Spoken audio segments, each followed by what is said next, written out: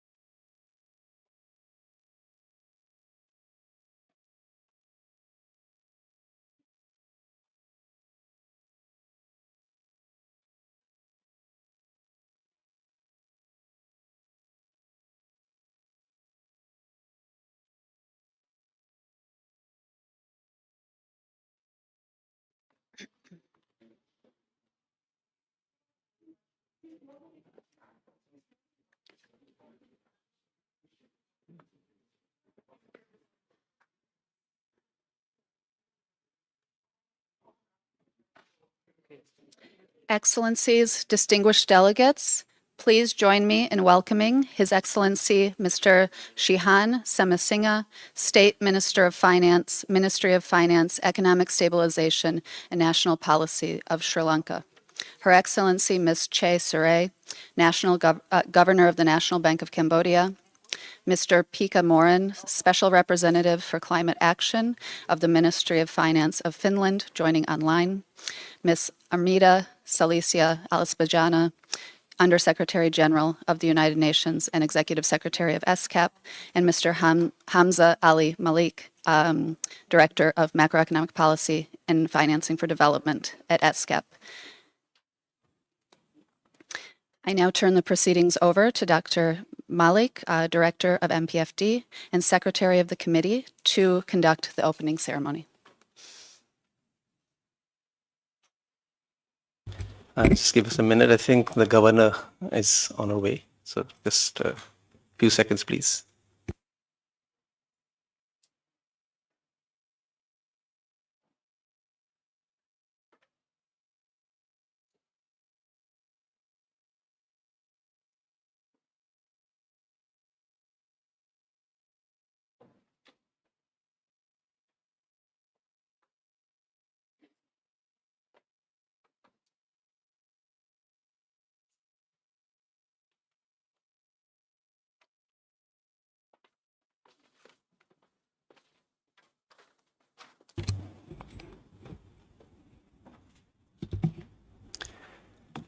Excellencies, distinguished delegates, good morning and a warm welcome to Bangkok for those of colleagues who have been traveling from outside. My name is Hamza Ali Malik. I'm the Director of Macroeconomic Policy and Financing for Development Division at ESCAP. I would like to welcome all of you to the opening session of the fourth session of the Committee on Macroeconomic Policy, Poverty Reduction, and Financing for Development. I have the pleasure to invite Ms. Armida Salcia Alice Jabana, United Nations Under-Secretary General and Executive Secretary of the Economic and Social Commission for Asia and the Pacific, to deliver her welcoming remarks. Ms. Ali Jabana, please.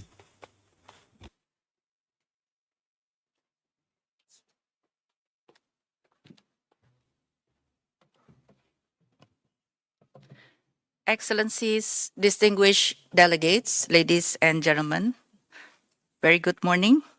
And especially I would like to recognize the presence of His Excellency Mr. Shehan Semasinghe, State Minister of Finance, Economic Stabilization and National Policy of Sri Lanka, as well as Her Excellency Madam Chia Serey, Governor of National Bank of Cambodia.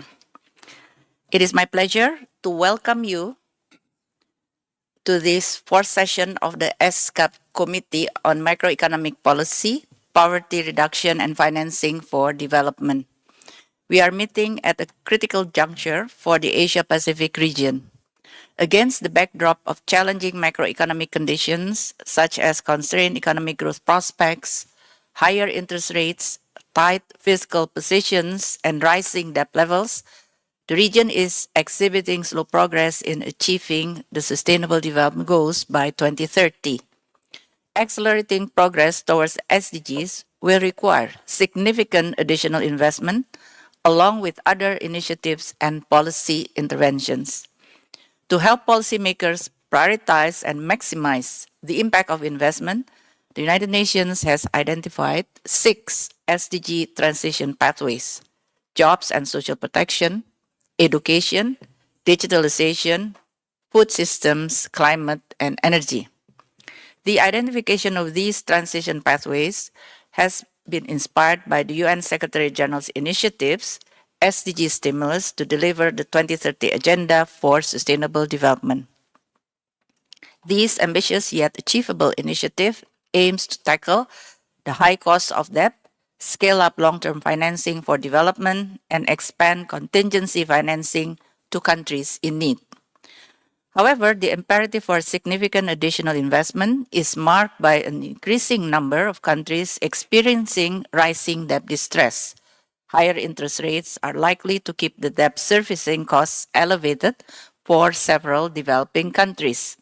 In this environment, a key policy challenge is how to accelerate investment in SDGs while maintaining public debt sustainability. The current popular approaches used to assess public debt sustainability are basically short-term focus. There is a risk that too much emphasis is being placed on reducing near-term debt distress risk at the cost of investment in sustainable development. Given this risk, we, in the 2023 edition of our flagship publication, the Economic and Social Survey of Asia and Pacific, have proposed a new approach to assess public debt sustainability that complements the current approaches. This long-term approach to assessing public debt sustainability incorporates a country's SDGs investment needs, its national SDG financing strategies, and the socio-economic and environmental gains of these investments. During our deliberation later today, under Agenda Item 2, we look forward to receiving an endorsement for this innovative approach from our member states. Mobilizing substantial volumes of public and private financing for the SDGs and climate action also requires a transformation of financial systems in the region. Moreover, the terms of such financing need to be both affordable and accessible. Our new Financing for Development report lays out 10 principles for action to close the gap in sustainable finance. We discuss in detail what policymakers, regulators, and private finance entities can do to scale up sustainable finance and how to increase its affordability as well as its accessibility. These 10 principles are guiding ideas that are in line with the Paris Agreement and the 2030 Agenda to support financing for SDGs and climate action. We look forward to discussing these 10 principles in Agenda Item 3 and stand ready to work closely with member states in implementing them at the country level, while keeping in view countries' own priorities as well as preferences. To conclude, I understand that adopting a long-term public debt sustainability assessment approach and bridging the sustainable finance gap are not easy tasks, but I'm confident that we can work together to create the much-needed transition in how we address these twin challenges. We are already working with the government of Vietnam on long-term debt sustainability assessments after illustrating its usefulness in the case of Mongolia. We are also working with many Asian Pacific countries to accelerate financing that is in line with the proposed 10 principles. Our support includes policy assistance in the area of taxation in Pakistan, sustainable finance regulation and framework in Cambodia and Sri Lanka, supporting the Central Bank of Mongolia in greening its financial system, and financing nature-based solutions in Samoa and the Maldives. Again, these are some of the examples that we are currently working with our member states. We stand ready to provide further support to our members in these and related areas in collaboration with our partners. I wish you a successful committee session. Thank you very much.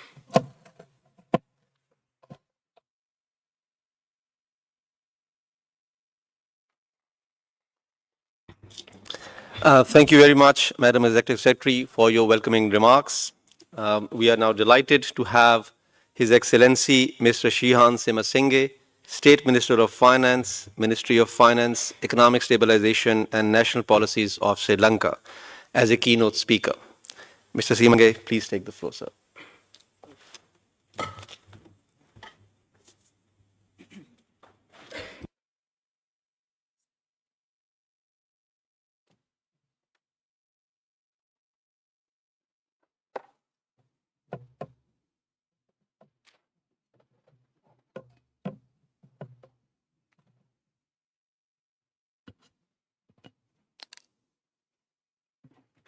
Madam Chair, Excellencies, distinguished delegates, ladies and gentlemen, good morning. It is my great pleasure to deliver this keynote address today at a time when much is happening globally, affecting all aspects of our lives.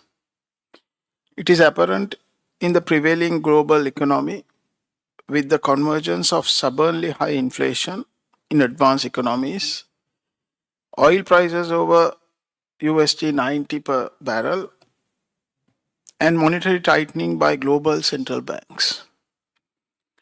All of these have contributed to low disposable income, weak consumption, and stalling economic growth.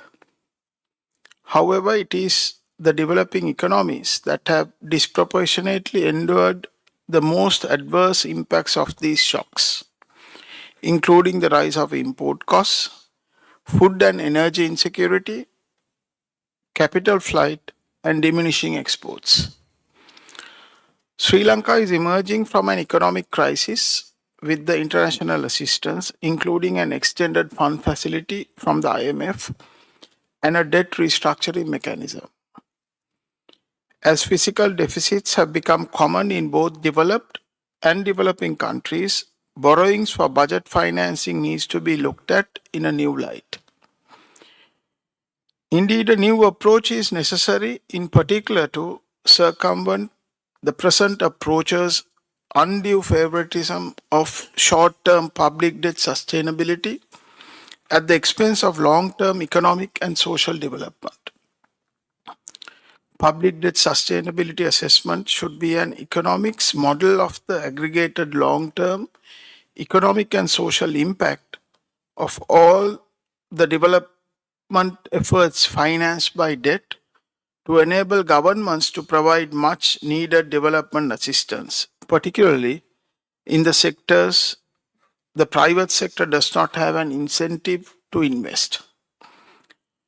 We have and are still learning from, in particular, the debt restructuring that we embarked on in April 2023. One takeaway so far is the importance of consensus amongst the large creditor nations, in particular to prove support in times of need to countries such as Sri Lanka that have been affected by a number of shocks, including a 30-year prolonged conflict and natural disasters such as tsunami and frequent floods and droughts. Sri Lanka obtained staff-level agreement with the IMF for the first review of the program on 19th October 2023.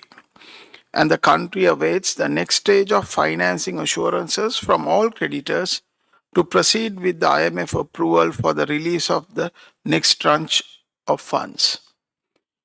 The prolonged time frame to obtain the agreement of creditors is largely a reflection of the compensatory landscape of diverse creditor groups that include Paris Club members, non-Paris Club members, foreign bondholders, and domestic creditors. This debt resolution architecture is more suitable when creditors were almost exclusively Paris Club members and international banks. In order to provide quicker relief to countries in debt distress, it is crucial to reform the existing debt resolution architecture. Until this happens, countries like Sri Lanka will find it very challenging to obtain cash flow relief to provide support to vulnerable communities and to invest in global public goods of climate change mitigation and biodiversity protection. Global economic growth can be expected to resort to pre-pandemic levels much sooner if a new approach to public debt sustainability can be introduced now, when most states are facing unsustainable levels of public debt that spiked during the pandemic. Despite the challenges, Sri Lanka has made swift progress in unlocking external financing windows compared to many other countries going through the debt resolution process. Sri Lanka has strongly committed to sustainable development and climate mitigation efforts, all of which require long-term concessional financing. Access to concessional financing has been constrained since Sri Lanka became a middle-income country, and this aggravated after the recent debt crisis. After the conclusion of the debt restructuring, it is important that vulnerable middle-income and small island countries like Sri Lanka continue to receive great access to concessional financing to support investment in the global public goods of sustainable development, climate goals, and biodiversity protection. For sustainable recovery from a situation of debt distress, it is essential to expand inflows of non-debt creating foreign exchange sources. Pursuing economic connections with the East and presently the largest free trade area in the world, Sri Lanka is focusing on entering into regional comprehensive economic partnership. This shall pave way for a large, open, free, fair and inclusive multilateral trading system in the eastern part of the world, covering a market of over 2 billion people. This is almost 28% of global trade and 19% of global FDI. In addition, Sri Lanka is pursuing other free and preferential trade agreements with a number of partner countries. Post-crisis, Sri Lanka aims to expand trade and financial liberalization for its economic and social development to encourage a greater private sector engagement. As the world takes on new commitments from Millennium Development Goals to Sustainable Development Goals to carbon net zero and opens new investment opportunities for the private sector. the assistance from multilateral development banks, development financial institutions, and development partners for the accomplishment of these commitments needs to take a different shape. In fact, a bolder approach to risk mitigation of private investors. To crowd in more private investment in development plans, multilateral development banks, development financial institutions, and development partners need to absorb a significant portion of a country's risk level. Such assistance shall empower the private sector and narrow the growing gap in much needed sustainable finance, also making liberalization efforts more meaningful. We are therefore at a time when liberalization and collaboration are at the heart of economic and social development. Instead of competing individually for country-wise development, we suggest that countries divert resources for region-wise development to uplift the standards of living of everyone for an inclusive and stronger development. As highlighted by His Excellency the President of Sri Lanka at the summit of the heads of state and government of the G7 and China, we support the strengthening of the South-South cooperation and suggest that a scheme similar to the Colombo Plan be introduced to increase collaboration, exchange best practices, and push policies between countries to reap the transformational potential of science, technology, and innovation. As such, the agenda items chosen for this session are timely for the world to rethink and revitalize global economic growth with a new stance on the brink of the new global shocks. I invite everyone to come together to put these items into action through liberalization and collaboration. Thank you very much.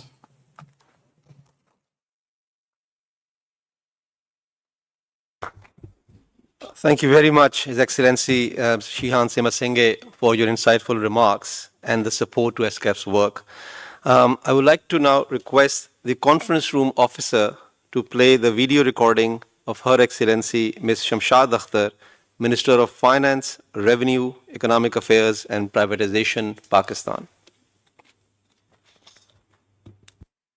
I'd like to thank the Executive Secretary of UNCTAD and other colleagues here for organizing this interesting debate. Increasing investment in SDGs while maintaining public debt sustainability is going to be quite challenging. Developing economies, especially the most vulnerable to climate change, have lost over $525 billion, equivalent to 20% of GDP, to climate change alone in the last 2 decades. The estimated need of the emerging economies for investment in the SDGs and climate is close to around $8 trillion. Given the growing debt distress, the absence of global sovereign debt resolution framework has aggravated the financing challenges facing countries and has led to deviation from the path of achieving the SDGs. In a number of instances, there has been a regression rather than progress. Increasing investment in SDGs and for transition towards low carbon energy, financing loss and damage from climate events, and responding to future shocks while ensuring a just transition is quite complex. Public debt sustainability in wake of gaps in international financing and debt resolution is becoming difficult to achieve. In the meantime, the debt distress has increased due to the back-to-back global shocks and climate events. 25 developing economies have external debt service payments higher than 20% of the total revenues. This is the highest number of countries in more than 20 years. In some instances, total debt service liabilities account for almost 70% of the revenues. After a period of adhering to the fiscal responsibility legislation, Pakistan's debt distress has mounted and it's ranked number 10 in climate vulnerabilities, even though its contribution to the global greenhouse gas emissions is only about 0.9%, one of the lowest per capita.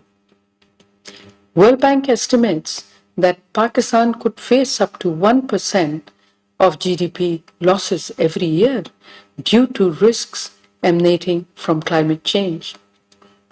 Besides meeting climate requirements, Pakistan needs to invest almost 10 to 12% of its GDP annually to meet SDGs and climate financing requirements. Pakistan has developed policies to address its challenges. Our regulators are driving holistic action through new environmental and social risk management guidelines, which have been introduced by the central bank. At the same time, ESG guidelines have been prepared by the Securities Exchange Commission of Pakistan. These regulations set the implementation framework to encourage companies into sustainable and green investments. On government's part, we have adopted the IMF's Public Investment and Climate Public Investment Management Assessment framework. This will help to improve prioritization and efficiency of public investments and facilitate investments in climate resilience. Companies are being encouraged to issue green and Islamic instruments on Pakistan Stock Exchange, and a project pipeline is under preparation for Planning Commission in order for them to scale up SDGs and climate resilient infrastructure projects. Enhancing investment does require enhancing domestic resource mobilization, and there is an effort underway in Pakistan to broaden tax base and bring in additional taxpayers in the tax net to enhance revenues. Pakistan has entered into few debt swap arrangements with some donors. With IMF support, we are strengthening fiscal and at the same time working on our public debt sustainability. However, more substantive relief calls for MDBs to suspend debt servicing and surcharges for 2 to 3 years for countries impacted by debt distress and by climate events. IMF should restore the enhanced excess limits established during the pandemic for the rapid credit facility and rapid financing instruments. There's need to strengthen the MDB's capital adequacy framework and also adding about 100 billion or so of paid-in capital contributions into MDBs. There's need to leverage the IDA balance sheet, fully fund the crisis response window, and other measures to mobilize more international finance for development. For countries such as Pakistan, which are effectively priced out of international credit markets, new innovative products such as currency-linked global bonds, or what I call the Lanka bonds, can provide access to capital while mitigating the currency risks. Let me conclude. This is the time for action, as we say.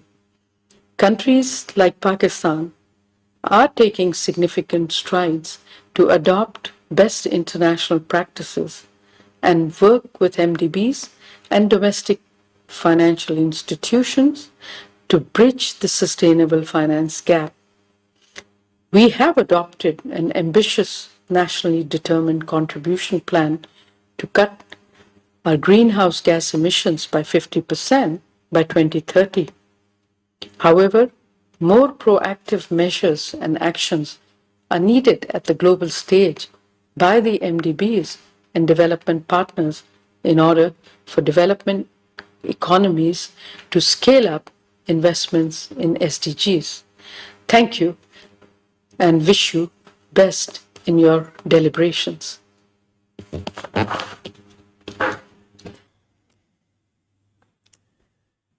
We thank Her Excellency Ms. Akhtar for her remarks. It is now my pleasure to invite Her Excellency Ms. Shia Serey, Governor of National Bank of Cambodia, to deliver her keynote remarks.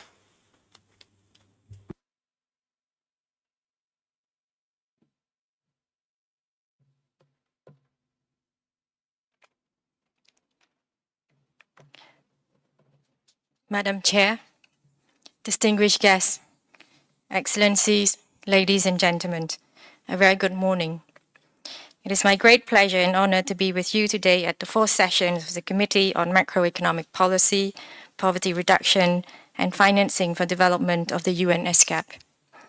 As the world emerged from a historical challenge of fighting a global pandemic, challenges remained in the global economy as war, geopolitical rivalries, and a runaway inflation continue to put pressure on economies and public finance already scarred and constrained by the pandemic. This will mean fewer public resources for financing much-needed climate actions, even as temperature continue to rise to a new unprecedented level and as extreme climate events wreak havoc in many parts of the world. This is Earth's own harsh reminder to us that it is sick. As the United Nations Secretary General rightly warns, the era of global warming has ended, the era of global boiling has arrived. As we seek to improve our own well-being, we must not disregard the destructive actions we had on nature, which has enabled all these developments. Our generation, as current steward of the Earth's natural resources, must strive to leave behind a pleasant, habitable planet for future generations. Excellencies, ladies and gentlemen, Cambodia is not a major contributor to greenhouse gases emissions, being among the world's lowest emitter on a per capita basis, with one of the highest percentages of renewable energy in our energy mix, around 60%, mainly from hydropower, wind, and solar. The government has committed to increasing our portion going forward and to put a stop on the building of new coal power plant. The updated national determined contribution commits to a 40% reduction from business as usual scenario by 2030. This is by no means an easy decision and a very ambitious goal, as ordinary Cambodians currently lacking basic access to energy will still need affordable power as the country develops. In this area of climate change mitigation, an estimated $6 billion of new green projects will be needed to reduce carbon emissions and to ensure our growing power needs remain green. In support of mitigation efforts, the National Bank of Cambodia is stepping up in our role as banking regulator to create the right enabling environment for banks to act as an effective intermediary of private capital and green carbon reduction projects in Cambodia. First, we have introduced the Cambodian Sustainable Finance Principles for banking sector to raise awareness and integrate green practices for banks and financial institutions. Second, we have established a cooperation framework between the National Bank of Cambodia and the Ministry of Environment aimed at coordinating sustainable finance initiatives, informing, sharing, and capacity building. Third, the National Bank of Cambodia has led by example through our investment in green bonds and incorporating sustainability in foreign reserve investment guidelines. The bank's current ongoing work are focused on enhancing the financial ecosystem to further promote green investment in the country. Such efforts include developing sustainable finance roadmaps to outline future aspirations and guide private sector actions to be in alignment with the country's climate ambitions. Developing Cambodian sustainable finance taxonomy to provide clear definitions for green activities. Developing guidelines for reporting and disclosure requirement on green lending, and continuously providing capacity building and technical support in the area of green finance to banks and financial institutions. All these work are to ensure Cambodian banking system can be an effective conduit for much needed funding to deliver on government's commitment outlined in the national determined contributions under the Paris Agreement. Excellencies, ladies and gentlemen, as we work to lower emission, a more pressing issue emerges. Even as global effort to reach net zero intensifies, however, the current pace will not be enough, and many of the damages done will exacerbate and become irreversible, making the need to building resilient and to adapt to new climate environment an immediate imperative. Cambodia is among the world's most vulnerable countries to climate change due to our low-lying topography, which make us very susceptible to flooding, and also due to our dependency on climate-sensitive sector, and that is agriculture. The impact of climate change could lower Cambodia GDP by around 3 to 9% by 2050, and without adaptation measure, poverty rate could increase by up to 6% by 2040, undoing many of the positive works the government has done to eliminate it. Climate change-induced flooding will cause losses in physical assets in manufacturing, service and housing, with most recently in 2020, a major flood costed the country an estimated $1 billion, a substantial figure for economies of our size. Flooding not only damages physical assets, but also disrupts critical economic activities, delaying and cutting off supply chain. Where some areas become vulnerable to floods, others face the opposite with drought, affecting agriculture productions and output. The effects of the highest temperature on record also affect labor productivity, especially for those in agriculture sector working outdoors. New crop varieties and farming techniques will also be needed for higher temperature setting and for areas that will become either wetter or drier. Building a climate-resilient agriculture alone would require an estimated investment of $3.6 billion. Dealing with this issue are more than just a means to achieve a certain economic target, but it's to ensure preservation of lives, food security, access to critical services, and social cohesion in a much harsher natural environment. It is also to prevent villagers from becoming climate refugees, which is a rising concern around the world. And as I have illustrated, despite our many other challenges, climate change is emerging as the most daunting one that requires strong political will to tackle, which has already been expressed by the newly elected royal government of Cambodia, 7th mandate, with resilient, sustainable, and inclusive development among the 5 main pillars toward realizing the Cambodian vision to be a high-income country by 2050. Again, this will not happen in absence of financial resources, with most governments facing a limited fiscal space. The National Bank of Cambodia, with the goal of enabling private financing flow to this critical area, has increased our focus on promoting financing to resilience and adaptation projects in support of the country's urgent climate action. Many of these projects are not expected to be commercially viable, and public financing, whether through the Ministry of Finance or multilateral development lenders, will still need to bear most financial burden. There are, however, available projects such as research into climate-resilient crop, climate insurance, or new farming techniques that can be revenue-generating and in which private capital still play a role in scaling up. Therefore, blended finance, a mix of public-private capital, seem to be the most feasible solution to scale up resilient and adaptation work, and this is a new agenda which the National Bank of Cambodia strives to advance. This is an area where we also hope developmental partners such as ESCAP can continue to put more resources and focus on.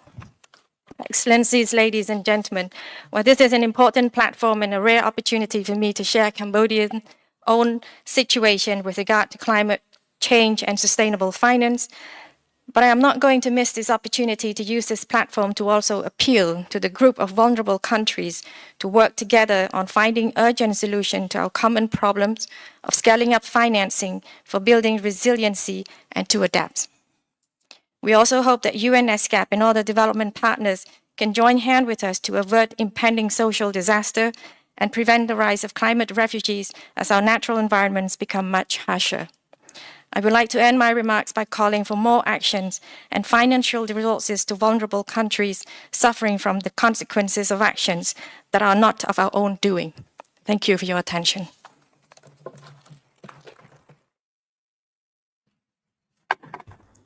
Thank you very much, Her Excellency, Ms. Shia Serai, for sharing your thoughts. I would like now to invite Mr. Pekka Moran, Special Representative for Climate Action of the Ministry of Finance of Finland, to deliver his keynote remarks. Mr. Moran has joined us today from Finland online. So please go ahead. Thank you very much, Secretary, and thank you, Undersecretary General, for the invitation. It's good to be back in the committee with the distinguished guests, and thank you for the opportunity to provide some remarks. In the context of challenging circumstances, and all speakers so far have well underlined what they mean, the role of smart and well-defined economic, fiscal, and financial policies becomes even more crucial, both in the context of adapting to climate change in vulnerable countries and managing the green transition in our economies.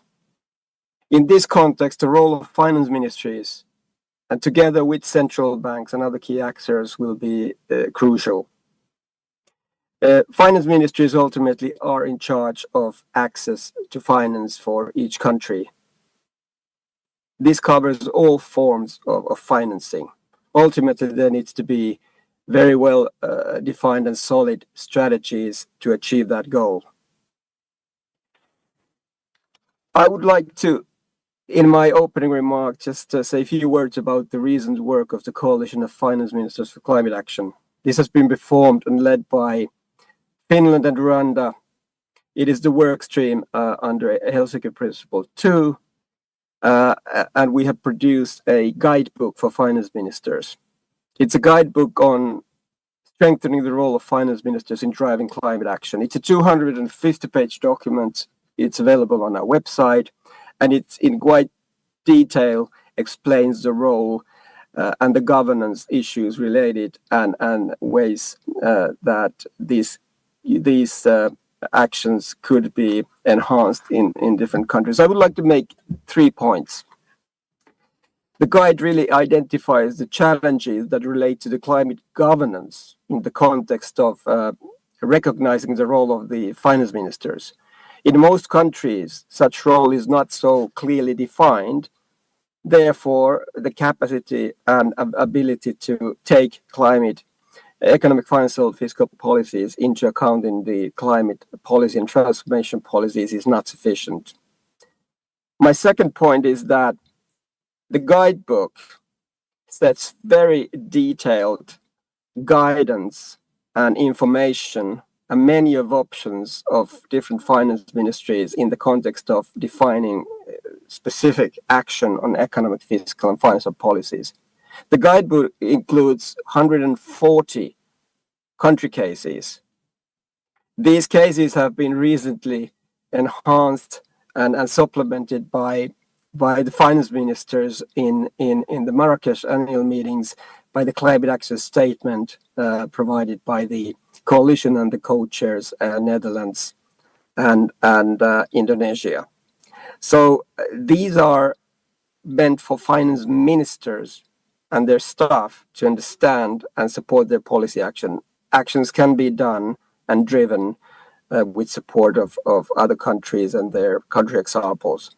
My third point is that there are many ways that institutional partners, coalitions like Coalition of Finance Ministers, NGFS, and the others, including the UNDP and the ESCAP regionally, can support these activities. The coalition as such is also developing training programs, capacity building programs, acting together in the work streams to really fight for the achieving the technical tools and capacities for the finance ministries. So these points I wanted to make. And last point is this. The Coalition of Finance Ministers will soon have 100 members. It's now very close with 26 institutional partners. So it's a great platform.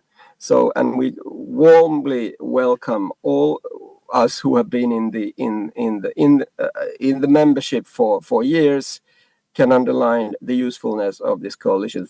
So all countries, now many Asian countries are contributing to this work in the Asian Pacific region, but those who are not yet feel welcome to join, and please contact the coalition secretariat and the co-chairs in Netherlands and Indonesia, which is member and leading the work in the region. So I wish you a very good seminar and meetings for the committee. Greetings from early morning from Helsinki. Thank you very much, Mr. Moran, for sharing your thoughts on the guidebook. We are particularly honored that you woke up so early to engage with us and share your thoughts.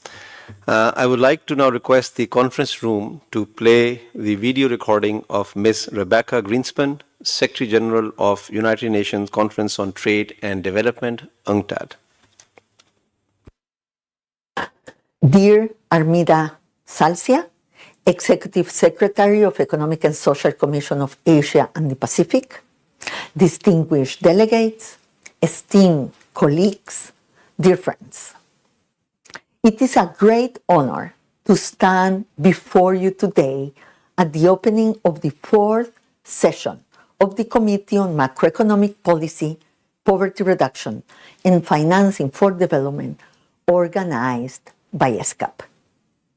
I want to take this opportunity to praise once again my dear friend and colleague Armida Salcia and her excellent team at ESCAP, with whom I have had the joy and the privilege of working very closely in these last 2 years in the context of the UN Global Crisis Response Group and the UN Finance Core Group. I really look forward to continue to do so in the future. Dear friends, we convene at a critical moment for humanity. As we gather here today, millions of people are suffering. Cascading economic shocks, COVID-19, unrelenting climate disasters, war, geopolitics, and unbearable debt burdens are crushing the very fabric of our global society. The common agendas we drafted together in 2015 in the belief that our destiny is shared and our humanity is one are in peril. Only 15% of the SDGs are on target to be met by 2030. Recent events should remind us that SDGs are simply too big to fail. They are much more than just a set of targets. They are our last common agenda in a world that is more polarized than ever, a world in desperate need of solidarity, fraternity, and multilateralism. Dear friends, the current macroeconomic climate is clouded by many challenges, including sluggish growth, weak investment, and a trade slowdown. Continuing inflation, rising interest rates, shrinking fiscal space, and a heavy debt burden are real obstacles to sustainable development, affecting millions of individuals, families, and communities throughout the world, and also through the Asia and the Pacific countries. In recent research, ESCAP has particularly put attention on the issue of debt, which is also a priority for UNCTAD. We are very happy to have worked together with ESCAP and all UN regional economic commissions in the production of a UN SG report, The World of Debt. Our report showed that due to COVID-era debts and rising interest rates, 3.3 billion people now live in countries that spend more on debt than on either health or education. What this means is that the debt crisis is not just a debt crisis, it is a development crisis. This is an issue that is particularly important in the Asian and Pacific region. In the last decade, the growth of public debt in Asia and the Pacific outpaced other regions. Government debt to GDP ratios are now back to 1997 levels during the Asian financial crisis. While in the last couple of years, public debt to GDP ratios have come down substantively, some hotspots remain, especially in the small island developing countries in the Pacific, who are facing rising sea levels with smaller fiscal space and lacking private investment. This emphasizes one of the main themes of discussion for today's event, the interplay between investments and sustainability, and the sustainability of debt. At the heart of this discussion is the very word sustainability. Traditionally, when people talk about debt sustainability, what they mean is whether debt can be repaid, no matter the cost. But this model is outdated for a world of global systemic shocks, including climate change. If to pay my debt today, I have to cut hospital budgets, I have to cut school hours, I have to stop investment in infrastructure that is climate resilient, then this model is completely flawed. We need to say this very clearly. Sustainable debts need sustainable countries. At the same time, it is important to recognize that the debt issue stems from a more structural problem. The international financial architecture is too small to deal with the challenges at hand. The World Bank is today a fifth of the size it was in the 60s, relative to world GDP. The IMF can provide increased crisis liquidity in a year what rich countries' central banks can print in a day. And we lack a multilateral mechanism to deal with debt, even as we desperately need one. All of these issues are connected.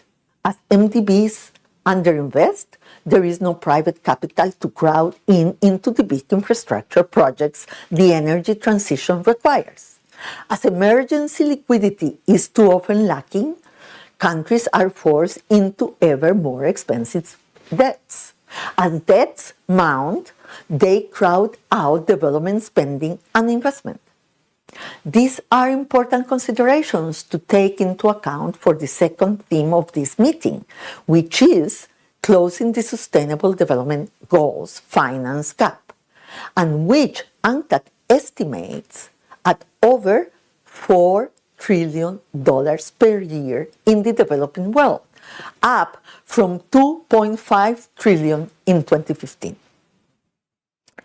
Excellencies, colleagues, dear friends, in closing, we face urgent interconnected challenges that require bold collective action.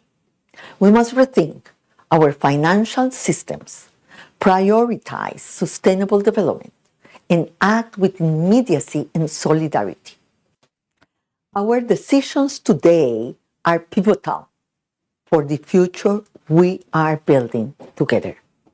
We need to embrace this crucial responsibility collectively. I thank you. We thank Ms. Greenspan for sharing her messages in a very passionate manner.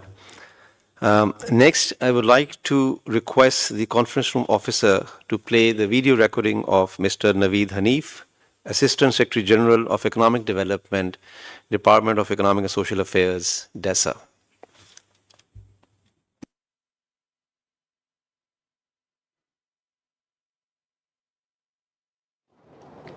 Honorable Executive Secretary, Excellencies, distinguished delegates and colleagues, it's my great pleasure to join you today at the opening of this important meeting. I regret that I could not join you in person. As all of you know, we have passed the midpoint of the 2030 agenda for sustainable development.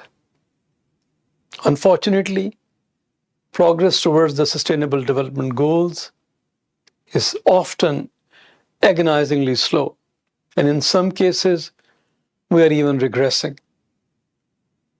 The recent crises, natural and man-made, have only worsened the situation.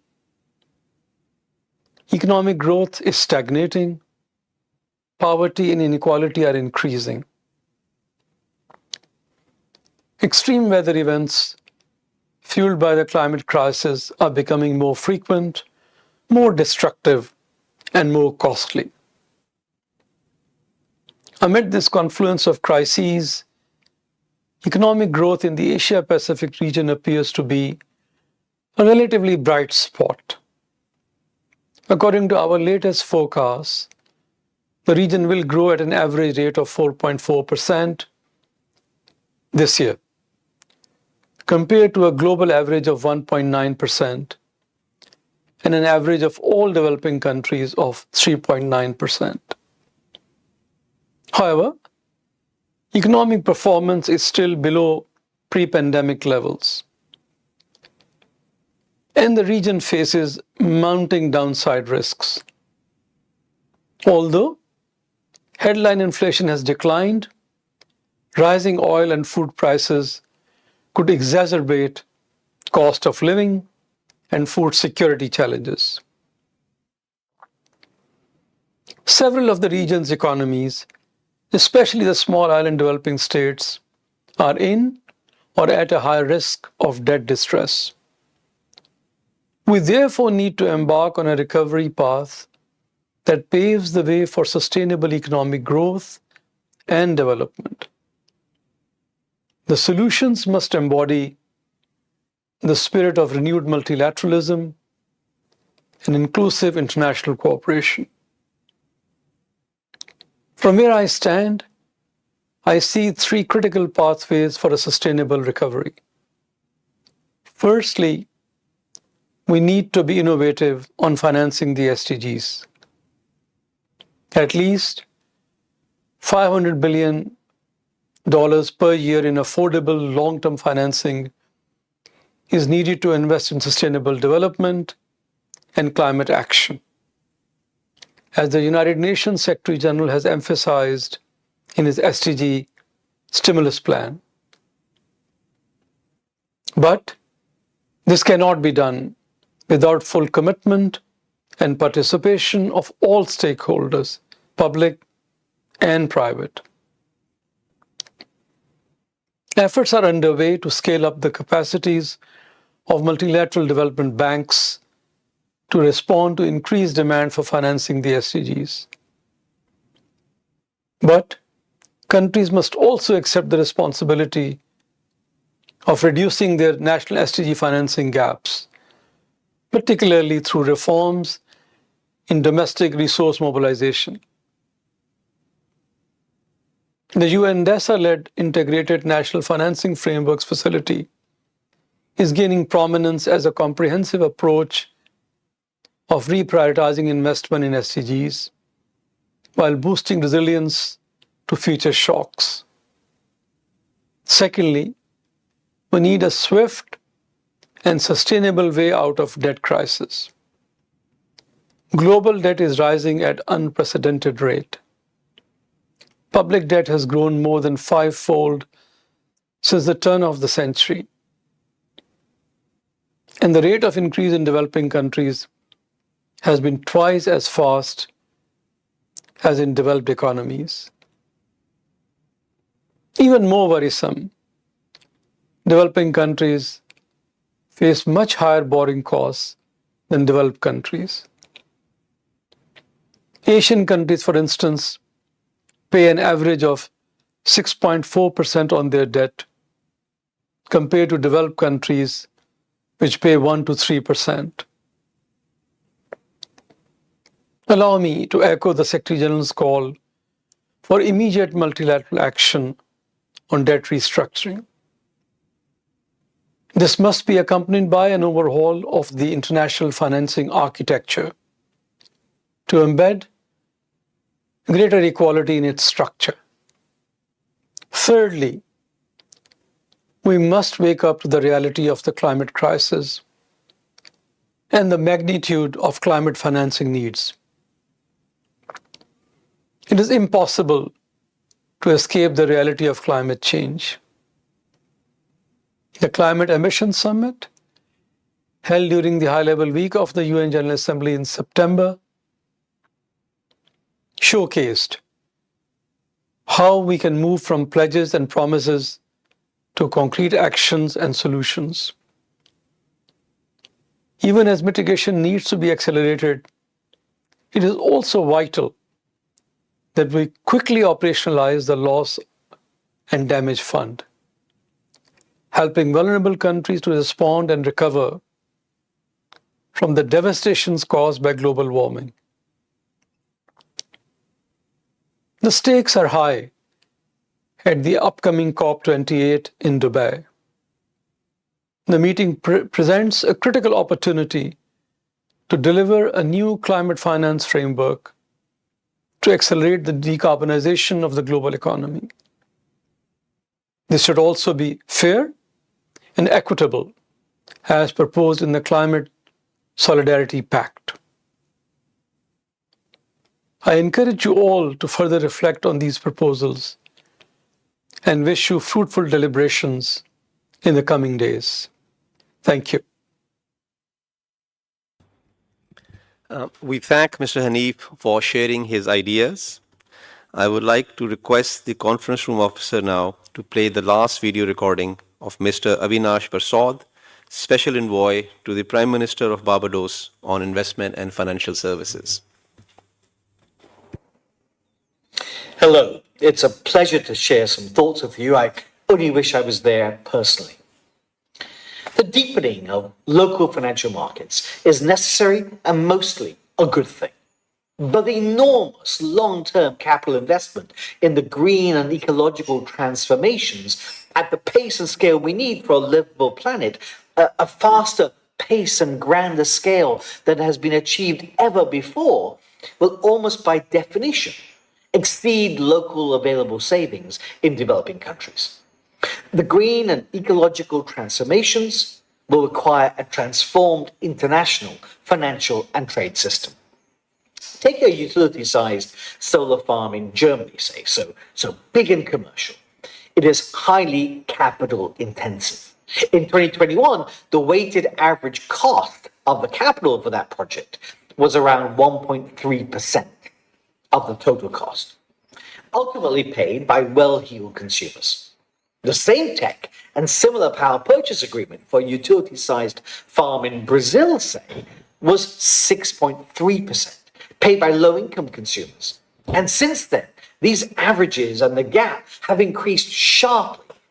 A reflection and consequence of this great difference is that the private sector finances 81% of renewable energy projects in the developed world, but just 14% in developing countries.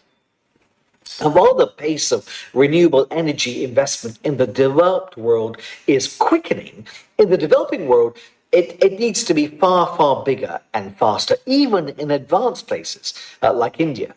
This is a problem we need to solve because our carbon budget is fast running out. Carbon capture is part infancy, part fantasy, and developing countries are now the biggest emitters. While there is acceptance of the problem, the cost of capital problem, the institutional structure of development finance leads to search for solutions in the wrong places. Most development and emerging market finance is in the form of project finance, and project financiers believe the capital cost problem is a problem of project risk. But any cursory glance will show that the cost of capital difference is fully explained by macro risk, not micro risk. Strip out the macro risks, and the project risk in developing and developed countries are about the same. Now, that's heretical talk for project risk managers who spend their lives and careers and trying to reduce the risks of these projects, but not for people like myself who negotiate with foreign direct investors to bring them to our developing countries. They walk if we don't guarantee that any adverse consequences for the next 20 or 30 years of our sovereign parliaments deciding to change national tariffs and taxes and fiscal policy, and we have to compensate them fully. And they can sue us and take us to international courts. Compare that with the changing, the chopping and changing of policy and pricing regimes in North America and Europe on carbon pricing and renewable energies. So it's not that project risks are not in existence. They're everywhere. But they're not the reason why privately funded renewable energy projects are happening in the developed world, but not in the developing world. We need to understand the macro risk premium and the role played by the international financial system. In our current non-system system, there are few currencies that are considered global safe assets. They're the ones held in central bank reserves and used in international payments. It's partly a result of history, of convention, and the network effects of that history, of a prevailing standard. It has little to do, actually, with fundamental safety. Those defined safe currencies are backed by countries with their fair share of economic, social, and political challenges, casually seen in high debt to GDP ratios, rising inequality, and political extremism. No matter, they're defined as safe in risk, collateral, and capital rules. When a shock hits the world, like the global financial crisis, COVID, or war, money flows to the countries of these safe assets, putting upward pressure on currencies and reserves and government bond prices. This opens up monetary and fiscal space for these countries. They can borrow more to spend, engage in quantitative easing and cutting interest rates, which reduces the economic, financial, and market impacts of the shock. But elsewhere, there's downward pressure on currencies, reserves, and bond prices. The policy space collapses, forcing pro-cyclical policies, rising interest rates, cutting spending, which of course amplifies the economic, financial, and market impact of the shock and creates new problems and social and political risks. Volatility, then, is a natural characteristic of the system we have, designed around defined, safe, and risky assets. And while for the big emitters, they are insurance and market hedging instruments, the commercial rates you pay for those hedges and that insurance is just another way of paying the high capital costs of risk-averse investors meeting a volatile environment. By definition, anything built around market rates is not going to give you relief from the market structure we have. Two areas of solution and reform come to mind. First, we must better equip countries to manage shocks and dampen actual volatility, and this will help to reduce the risk premium of risk-averse investors. This is very much in the wheelhouse of the IMF, and a very appropriate tool would be special drawing rights. If countries facing downward pressure on currencies and reserves due to international shocks have access to borrowing the reserves of those countries facing upward pressure, they can much better dampen the volatility they're facing. And another is the rapid credit facilities at the fund.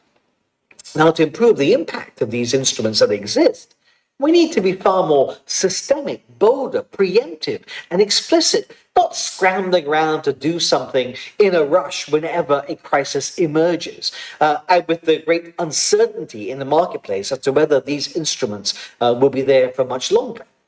So what we need to do is to enlarge the pool of SDRs, cap the annual issuances so that the stock of SDRs never exceeds a modest proportion of total reserves. I reckon that an SDR goal and cap at 20%, or almost twice of where we are today, at 20% of total reserves would work. We can further improve the shock-absorbing capacity of developing countries when they face natural disasters through the widespread adoption of natural disaster pause clauses in all financial instruments, and not just those held by the public sector, but the private sector too. These measures will moderate volatility and uncertainty about how developing countries respond and the policy uncertainty of that response.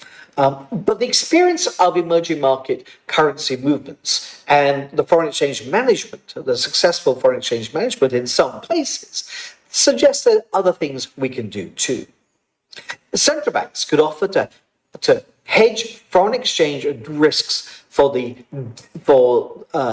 dividends of investors in green transformational projects, using a price that reflected future exchange rate movements as if their inflation targeting regimes were successful, not as the current market prices with their huge risk premiums. So if these hedging programs were credibly consistent with national inflation targeting regimes and Paris-aligned projects, holders of SDRs elsewhere could rechannel their SDRs to the central banks with these programs to embolden them and to make these programs even larger. This would help to deepen and stabilize foreign exchange markets in a policy-consistent and supporting way. I propose a committee of experts, a new G20 committee of experts drawn from emerging market central banks, multilateral development banks, and long-term investors in other places to consider developing these hedging programs. Now, there are significant areas the private sector won't finance because there are no revenues, especially in large public sector infrastructure like building sea-level defenses and flood defenses. For those things, we need the development banks to be much bigger and to be lending more and to be lending more affordable debt. And we need them to rethink debt sustainability analysis too, so that debt for investments that saves money in the future doesn't crowd out debt we need for development spending today. More SDRs, widespread natural disaster clauses and financial instruments, cheaper foreign exchange hedging costs for green and ecological transformations, more MDB lending for resilience are all individually attainable and collectively transformational. Let's do it. Thank you. Thank you very much, Mr. Prasad, for sharing your thoughts. I think the keynote addresses by the distinguished speakers today has provided us with lots of insights to reflect upon as we begin our deliberations of this committee. Excellencies, distinguished delegates, this concludes the opening addresses segment of the program. I would now like to move to agenda item 1B, election of officers.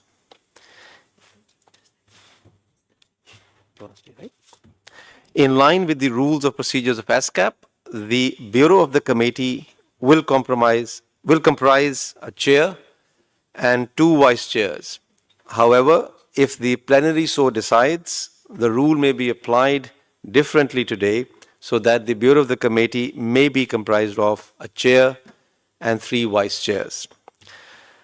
I now invite nominations from the floor.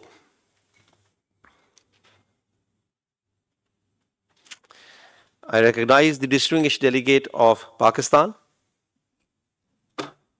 Excellencies, distinguished delegates, Delegation of Pakistan has a pleasure to nominate His Excellency Mr. Tumur Amar Sana, Ambassador Extraordinary and Plenipotentiary and Permanent Representative of Mongolia to ESCAP as Chair, and Her Excellency Ms. Kolone Apuhamele Chaminda Inoka Kolone, Ambassador Extraordinary and Plenipotentiary and Permanent Representative of Sri Lanka to ESCAP, His Excellency Mr. Phan Chi Than, Ambassador Extraordinary and Plenipotentiary and Permanent Representative of Vietnam to ESCAP, and Her Excellency Ms. Hola Muhammad Didi, Deputy Ambassador and Permanent Representative of Maldives to ESCAP as Vice Chairs. Thank you very much. Thank you, distinguished delegate of Pakistan. The distinguished delegate of Pakistan has nominated His Excellency Mr. Tumur Amar Sana, Ambassador Extraordinary and Plenipotentiary and Permanent Representative of Mongolia to ESCAP as Chair, and Her Excellency Ms. Kolone Apuhamilage Chaminda Inoke Kolone, Ambassador Extraordinary and Plenipotentiary and Permanent Representative of Sri Lanka to ESCAP, His Excellency Mr. Phan Chi Than, Ambassador Extraordinary and Plenipotentiary and Permanent Representative of Vietnam to ESCAP, and Ms. Hola Mohammad Didi, Deputy Ambassador and Permanent Representative of Maldives to ESCAP as Vice Chairs. Would any delegate like to second the nomination as I've just read out or propose any alternate nominations?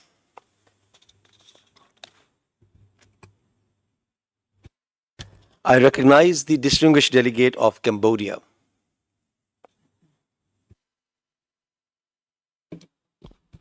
Thank you. Excellencies, distinguished delegates. Delegation of Cambodia has a pleasure to second the nomination of the Bureau of the Committee as follows. His Excellency Mr. Tumor Amasana, Ambassador Extraordinary and Plenipotentiary and Permanent Representative of Mongolia to ESCAP as Chair. Her Excellency Ms. Kolon Apuham Mila Chamida Inoka Kolan, Ambassador Extraordinary and Plenipotentiary and Permanent Representative of Sri Lanka to ESCAP. His Excellency Mr. Panchitan, Ambassador Extraordinary and Plenipotentiary and Permanent Representative of Vietnam to ESCAP, and Ms. Hala Mohammad Didi, Deputy Ambassador and Permanent Representative of Maldives to ESCAP as Vice Chairs. Thank you very much. Thank you, distinguished delegate of Cambodia, to second the nomination made by the distinguished delegate of Pakistan. Would any other delegate wish to take the floor? Are there any other nominations? I see none. So it is my great pleasure then to declare as Chair His Excellency Mr. Tumur Amarasana from Mongolia, and as Vice Chairs Her Excellency Ms. Kalone Apuhamilage Chaminda Inoke Kalone from Sri Lanka, His Excellency Mr. Phan Chi Thun from Vietnam, and Ms. Hola Mohammad Didi from Maldives as Vice Chairs. Please join me in congratulating the newly elected Chair and Vice Chairs.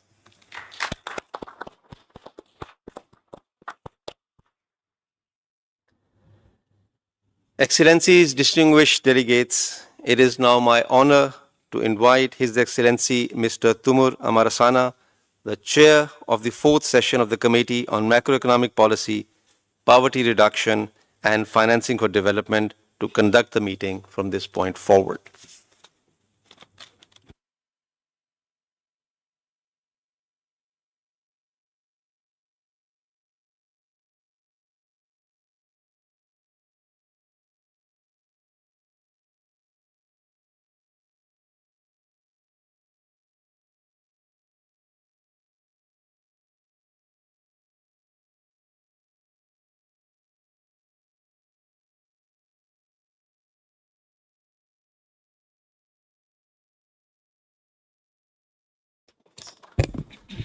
Excellencies, Madam Executive Secretary, distinguished delegates, it is indeed an honor and privilege for me to assume the chair of this meeting.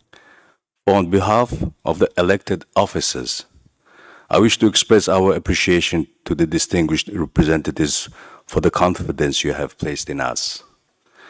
I shall do my best to ensure that this meeting achieves its objectives and reaches a successful conclusion. For this, I rely on the cooperation and involvement of all distinguished delegates and able to support of other elected officers. Now we wish to proceed with the agenda item 1C, adoption of agenda. The provisional agenda for the 4th session of the Committee on Macroeconomic Policy, Poverty Reduction, and Financing for Development is contained in document ESCAP/CMPF4/1.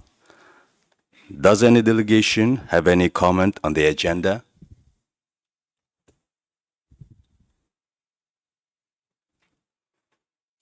I see none. So may I propose to the committee that the provisional agenda as contained in document ESCAP/CMPF 4/1 be adopted?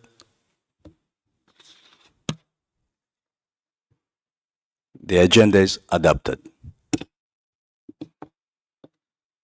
Excellencies, Madam Executive Secretary, distinguished delegates, we will continue with agenda item 2.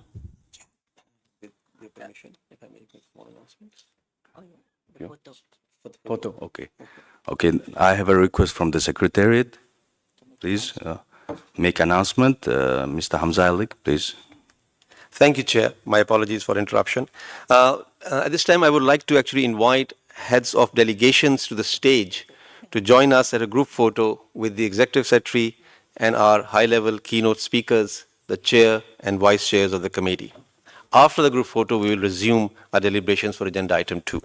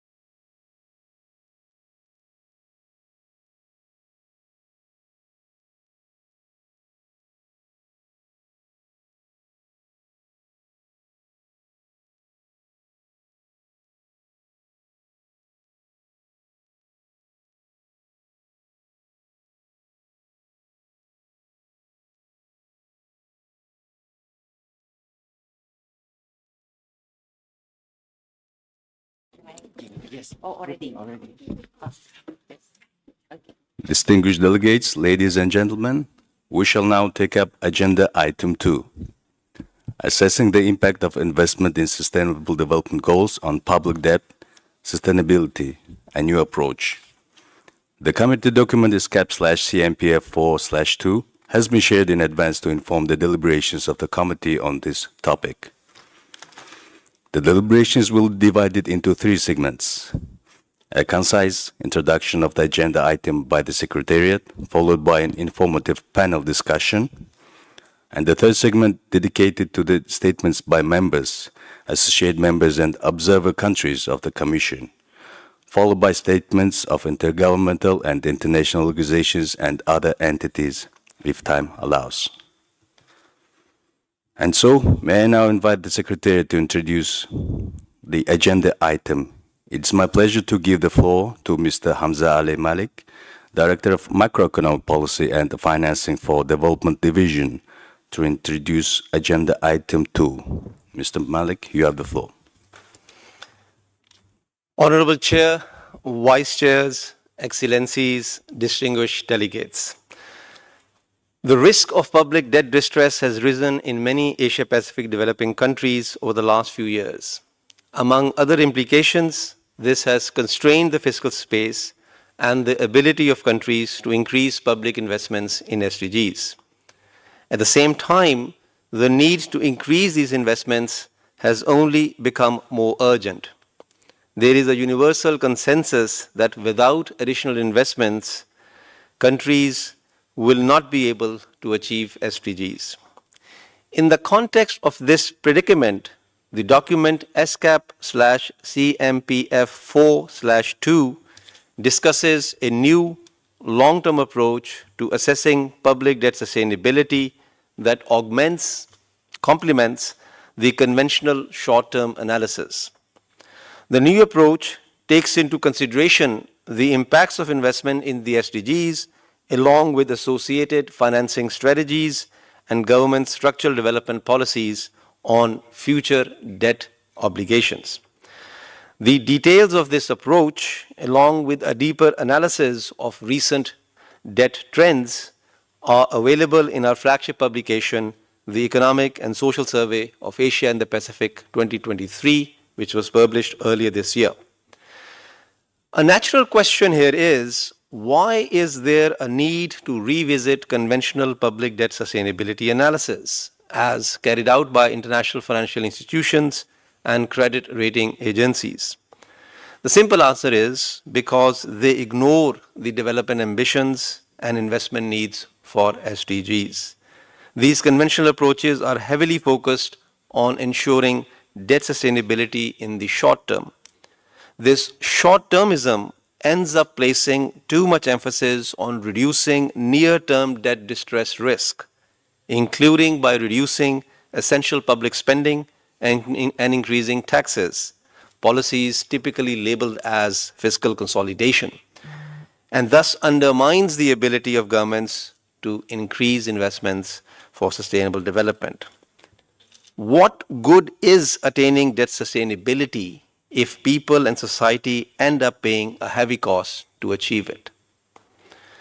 We argue that a bold fiscal and financing plan to support people and the environment should not mechanically lead to debt sustainability concerns, nor should it trigger a sovereign credit downgrade, even if it would lead to increases in public debt levels in the near term. Our new long-term proposed approach gives due weightage to these considerations.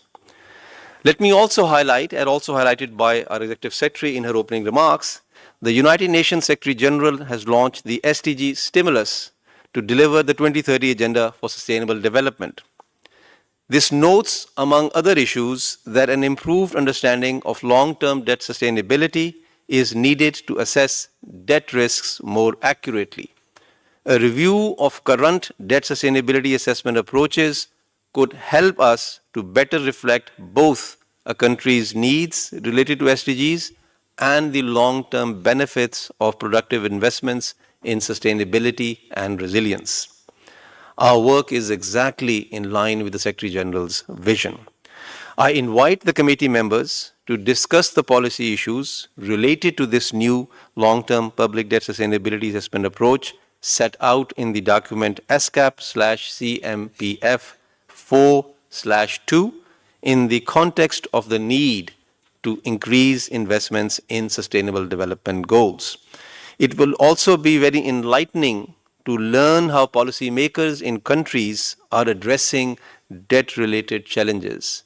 My team and I look forward to receiving your feedback and guidance on these issues to help us in our forthcoming analytical and technical assistance work. Thank you. I thank Mr. Malik for your introduction. Now I would like to invite Kun Bachurin Sirimanaitam, Chief of Macroeconomic Policy and Analysis Section, and panelists to the rostrum.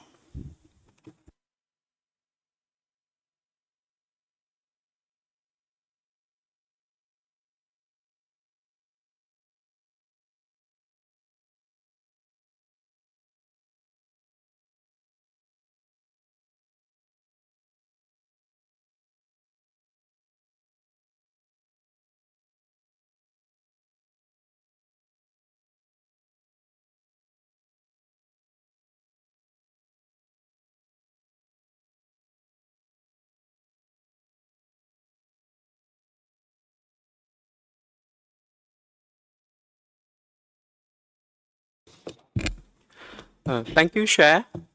Today, we are extremely honored and delighted to have four very knowledgeable and distinguished panelists with us who will share their perspective on how the new approach to assess the impact of investing in the Sustainable Development Goals on public debt sustainability.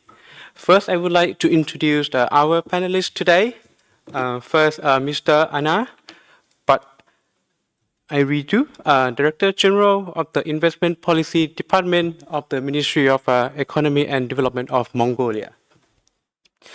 Second, we have the presenting online as a video message is the Ms. Nguyen Ji Hong Yun, Deputy Director General of the Department of Science, Education, Natural Resources and Environment, Ministry of Planning and Environment of Vietnam.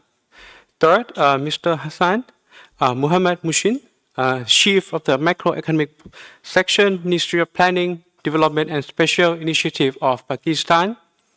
And fourth and final panelist today, Ms. Ituri Kavitraj, Director of the IMF Capacity Development Office in Thailand. Before I give the floor to the speaker, may I kindly remind that we have limited time today and would be greatly appreciated if you could limit your intervention to about 3 minutes, please. On our first speaker, Mr. Anand Patuli. A recent analysis by ESCAP showed that a policy package that aimed to transform Mongolia into a greener and more diversified economy and to mobilize public and private finance for development would reduce government debt noticeably in the long run. Is this message in line with your government views and policy direction?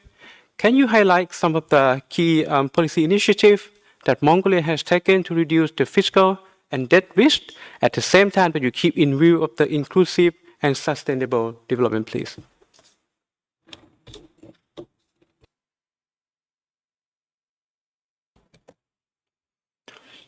Thank you, Chair. Excellencies, distinguished guests and delegates. And first of all, thank you for the opportunity to participate in this interesting discussion panel session. So, in recent years that Mongolia is actively addressing the environmental challenges by focusing on cleaner energy resources, reduced greenhouse gas emissions, increased energy efficiency, and the transition to cleaner alternatives of these energies. Currently, Mongolia is implementing a financing strategy to support its medium-term development plan, sustainable development goals, and national determined contributions as well.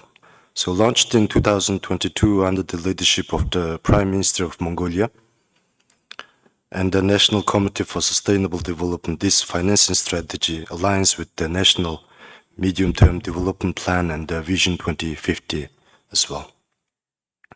So all this policy aims to bridge the financing gap for expenditures by 2030 while mobilizing the public and private investments for sustainable developments.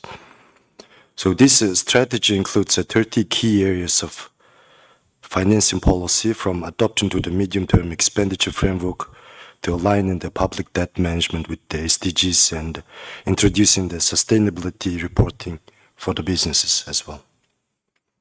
In 2019, Mongolia approved the National Green Taxonomy, categorizing the economic activities and investments based on their environmental sustainability and guiding investments toward the eco-friendly projects that align with the national environmental and economic goals. And similarly, the SDG taxonomy provides a shared classification system for activities eligible for the sustainable financing and facilitating the transition to the sustainable, low carbon and climate resilient economy. It offers a common approach for identifying SDG investment opportunities, enhances investor confidence levels and the financial playing field, and increases the SDG financing from the various sources. This framework also allows for monitoring, reporting, and assessing the private sector's contribution to the Mongolia's sustainable development goals, all while promoting alignment with the national and international standards. In addition to that, the Parliament of Mongolia approved the PPP law, which we would believe it would become a main accelerator of the collaboration with the private sector investors and the public sector. In addition to that, also to ease the entry process of the investments and to improve the overall investment climate of the country itself, that the cabinet of the government of Mongolia has prepared prepared the draft new version of the investment law and submitted to the parliament for approval, and we are expecting it to be approved by the parliament in this autumn session. Thank you very much. Thank you so much. So we move to our second speaker of this panel, Ms. Nguyen Thai Hong Yin. She's a Deputy Director of the Ministry of Planning and Investment from Vietnam, and she's joining us as a video message. But the question to this public sustainability and environmental sustainability are two closely linked concepts. For example, large investment is needed to rebuild infrastructure damaged by the natural disaster. On the other hand, policy tools to address climate change, such as carbon pricing, can also offer a sizable fiscal revenue. In this regard, could you please share some policy experience on how the government of Vietnam has sought to achieve both sustainability, debt sustainability, and environmental sustainability? And I would like, Ladies and gentlemen, first of all, I am honored to represent Vietnam in a very important session on assessing the impacts of SDG investment on public debt sustainability within the fourth session of the Committee on Macroeconomic Policy, Poverty Reduction and Financing for Development of the United Nations Economic and Social Commission for Asia and the Pacific. Currently, the world is halfway of implementing the SDGs, but the most recent UN assessment shows that only 12% of the SDG targets are on track. According to the 2023 Voluntary National Review, although Vietnam has numerous achievements in SDG implementation, we still face a great number of difficulties and challenges to complete the SDG by 2030. Economic growth in developing countries weakened significantly in 2022 and is expected to continue weakening in 2023. Food and fuel price crisis, rising poverty and inequality will pose unprecedented challenges for countries around the world, as well as Vietnam in achieving the SDG by 2030. According to ESCAP estimates released in 2019, to implement the 2030 agenda, Asia-Pacific developing country would require an average annual investment of $1.5 trillion. The majority of this would have come from public resources. Climate-related financing needs will also put significant strain on public finances in the region. Importantly, countries most vulnerable to climate change and with the highest development deficit have the most limited fiscal space. Therefore, it is time to rethink the relationship between public debt and finance for development, and Vietnam welcomes ESCAP to conduct researches to analyze public debt sustainability in countries in the region, to improve capacity in integrating social and environmental aspects into public debt sustainability analysis.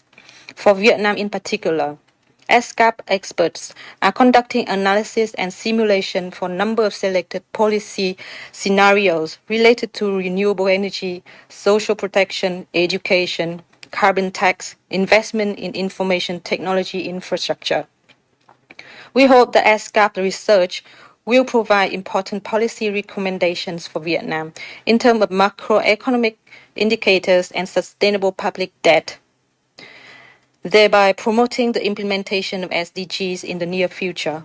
We also hope that ESCAP will continue to promote similar research in the region in the coming time, especially on issues related to financing sustainable development goals to enhance the capacity of member countries in SDG implementation.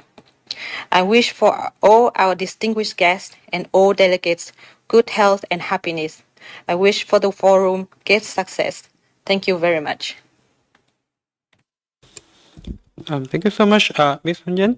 So let's move to our third speaker today, Mr. Hassan Mohammed Mushin from the Ministry of Planning, Development and Special Initiative of Pakistan. Mr. Mushin, as with many other developing economies in Asia and the Pacific, there's a need to accelerate the progress toward the SDG in Pakistan. Yet the scale of the spending need to achieve these the SDG and climate ambitions is very large. In this context, can you help shed some light on the key policy actions that the government of Pakistan has recently undertaken to enhance fiscal resources, both from the revenue and expenditure sides? How can the international community support the government's effort to closing development financing in this regard? Thank you, sir. Thank you very much. As per one estimate, the requirement to meeting SDG targets by 2030, Pakistan needs to spend at least 16% of GDP per annum as an additional resources to fulfill this UN agenda. But the present situation, similar to all other countries in the region, is same like fiscal deficits are higher, debt is mounting, the debt service payments are high, inflation is high, reserves are low, currency is kind of weak, but due to some reforms recently implemented, is coming back to the normal. The government of Pakistan has introduced lots of measures, 2 to 3 sides. One is on the expenditure side. They have reduced 15% current expenditure cut immediately, and some other measures to rationalize the expenditure. On revenue side, they have even in the budget and then later on introduced several reforms to increase the tax to GDP ratio, which is less than 10% at the moment. And then there is an attempt to bring more people into tax net by introducing track and trace system in industrial sectors like sugar, fertilizer, tobacco, and also planned for the cement sector. There are dedicated broadening tax-based units in regional tax areas to attract more customers into it. And then there is an intelligence unit to capture the large amount of transactions to track and to bring them into the tax net. In addition to that, there is increase of advanced tax on purchase and sale of immovable property, increase in advanced tax for builders and developers, increase of personal income tax, and related measures they have been implemented, and we are getting first fruits of that during the fiscal year 24 outlook in the first quarter. In addition to that, the development needs are huge. The government of Pakistan has established a P3 authority, which is Public-Private Partnership Authority, and key projects are being implemented through the P3 authority, including the private sector and the private sector financing. We have hoped that this will create a much more fiscal space in the government kitty to spend social sector projects vital for the poor, and the poverty level at the moment is 21.9%. There are several other less developed regions which require more spending. So we would be able to spend more money on that. Then there are some other measures like Special Investment Facilitation Council has been established. Then national savings schemes, they have been introduced to raise more savings in the country. The savings rate are much less optimal as compared to the region. So we hope that it will create less dependence on foreign capital. SIFC is also targeting like privatization of state-owned enterprises which are ailing, almost 30% of the total SOEs, more than 200. And then focusing on some areas like agriculture, minerals, information technology, telecommunication, and energy-related fields, which will augment the growth rate. And definitely the tax revenue is one of the dividend of higher growth rate. And we are seeing the positive side of these developments in the first quarter of the current fiscal year. The international the ESCAP, I think the current initiative is really appreciable because it's a unified voice and collective issues in the region. I think that if we see that one of the approaches to measure economic development is through the movement on angle curve, where the ratio of basic needs expenditure to the total income, it basically the ratio improves, and that's how the general welfare of the people increases. I think that after post COVID-19, due to higher inflation and less income and growth, I think there is a reverse movement going on the angle curve. And in the developing countries, since they are also labor exporting countries and they spend on the training and education of their labor, there is a possibility of imposing some tax treaties between labor exporting and labor importing countries. That's how the international community can help each other to further extend the agenda. Thank you so much, Mr. Bashir. Finally, our final speaker, Ms. Terry Karavitas, representing the International Monetary Fund today. Mr. Karavitas, as part of the macroeconomic monitoring exercise, the IMF has played a key role in analyzing the public debt sustainability in developing countries worldwide. From a capacity building perspective, how does the IMF help developing economy to strengthen their technical capacity to carry out long-term public debt sustainability analysis? Thank you so much. And thank you to this audience and organizers of this event for including us to this very interesting discussion. Couple of reflections on the opening session. Of course, good news is that Asia remains engine of growth, and differential of growth in Asia compared to the rest of the world is significant, and Asia remains attractive destination for innovation, economic activity, growth, social development, and social inclusion. That said, of course, we share sentiment of the opening session, that striking balance between meeting necessary SDG-related investments and spending and maintaining sustainable levels of debt will be challenging for many countries. We agree that many countries will need to increase expenditures to meet SDG targets, but this will need to be balanced with underlying debt and fiscal risks. The exact level of expenditures which will be needed to support achieving SDG goals will, of course, differ country by country and will depend on their characteristics, and ultimately will be decision of countries' authorities and its people. Context of these decisions, of course, is difficult in the current environment, and we heard that debt vulnerabilities are elevated, and half of the low-income countries are either in debt distress or at the high risk of debt distress. It is becoming increasingly hard to balance public finances, especially coming out from the pandemic, when demands on public sector have increased and demands on their financing have increased to carry increasingly large burden to support social, health, development goals, as well as pandemic, climate, and other objectives and challenges that national governments face. We also face situations of elevated expectations about what states should do in an environment of elevated debt levels.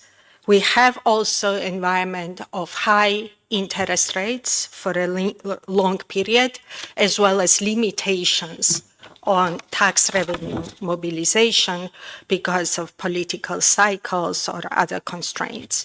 In many small and poor economies, governments face situations when they have insufficient resources to pay urgent bills, and they also don't have access to market financing. In this kind of situations, countries, of course, rely on development partners, on concessional financing, and on long-term support from this concessional financing. Unfortunately, in this area as well, predictability and size of concessional financing is becoming increasingly difficult. In regard to intent of the IMF in conducting its debt sustainability analysis, our objective is to identify situations of sovereign debt distress or unsustainable debt burdens impartially and preemptively before they materialize into acute episodes of crisis, which we all know destroy livelihoods of many vulnerable people. The impact of macroeconomic development stemming from SDG-related expenditures, in our view, are best captured in macroeconomic frameworks of individual countries, which take into account institutional and structural characteristics, as well as policy objectives or long-term mega projects or investment projects or social development projects that these countries take into account. That sustainability assessments is just a mirror reflection of these macroeconomic frameworks. And to capture dynamic effects of macroeconomic developments, quality and long-term assessment of macroeconomic frameworks is essential. In our view, augmented DSA is best suited, of course, for countries which are at low risk of debt distress and have ample space, fiscal space for development. But we all know that difficult questions are about countries which face fiscal space limitations.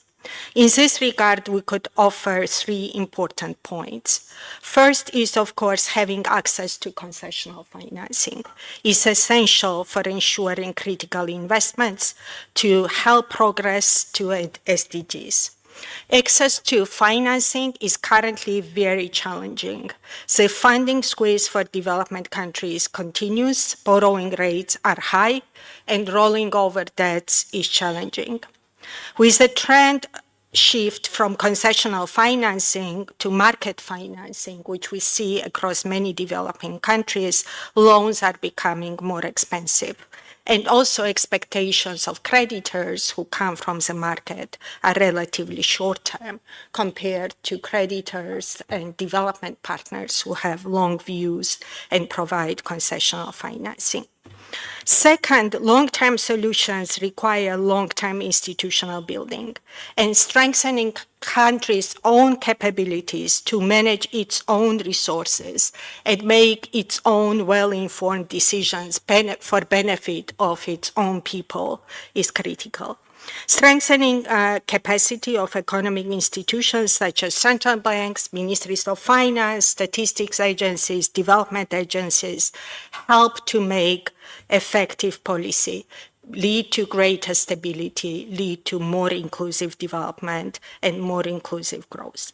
Capacity development is at the core of IMF mandate, and nearly quarter of our resources are being spent for capacity development in developing countries. And we have been engaged in this for more than 50 years in providing technical assistance and training on critical issues of economic policy decision-making in central banks and other economic agencies. To ensure that countries get needed high growth, high social impact for their spending, of course, they need good public financial management, public investment management, well-targeted social benefits, strong, transparent statistical systems, and we stand ready to support countries in this institutional building. Finally, our third point is about needing to strengthen own revenue mobilization capabilities and create conducive context for private sector to play a key role in achieving social and development objectives. In this area as well, long-term tax policy, tax administration reforms, having strong and transparent people-oriented spending policies is critical. Thank you, Chair. Thank you. Okay. Before we close this panel discussion, I would like to hear from each of you again on one important issue. But given the time constraint, I would like to keep your remark to just about 1 minute, please. Okay. Many governments in developing Asia-Pacific economy still continue to focus on maintaining public debt sustainability in the near term, even though sometimes fiscal consolidation can also mean a higher poverty and income inequality. So in your view, how can we increase the buy-in and also the adoption of the long-term public debt sustainability analysis by government in the region? And in this regard, how can ESCAP may help assist our member state in this journey? Thank you. Maybe the same order. Yeah. Thank you. So, in the short term, due to COVID and this this Russia-Ukraine conflicts, the government debt is increasing in developing countries. So I guess all the panelists agree on that, and it's a most common issue for developing countries as well. So as a result of that, the external resources are becoming very expensive, and it's becoming the least favorable solution for the most developing countries to get concessional loans for bigger projects or the mega scale projects as well. So in the medium term, this expensive resource will increase the share of the interest payment in the debt structure. So I fully agree with our fellow panelists from the IMF on how we are struggling on the macroeconomic issues as well. So therefore, in my opinion, we must expect very tight measures from the fiscal policy side in order to keep the growth as well. And I believe that this CAP will also provide a policy advisory in that direction to how we should survive in this kind of situations as well. So when we talk about the GDP growth, so there's three main factors that accelerates and brings the growth to the economy itself. The first, it's about the savings and the consumptions of the citizens, and second, it's exports. What we do exports to the other countries. So in Mongolian case, that the export takes the main shares of the economic growth in the past few years as well. So in that case, that our government is doing everything that we can facilitate to improve our export capacity as well. And the third most important thing is to bring more FDIs to the country to increase the FX in the country itself as well. So I believe in the role of the ESCAPs and the role of all these unified approaches to how we should bring more FDIs to the country to substitute the concessional loans when it comes to funding the social projects or the mega scale projects that accelerate the economy as well. Thank you.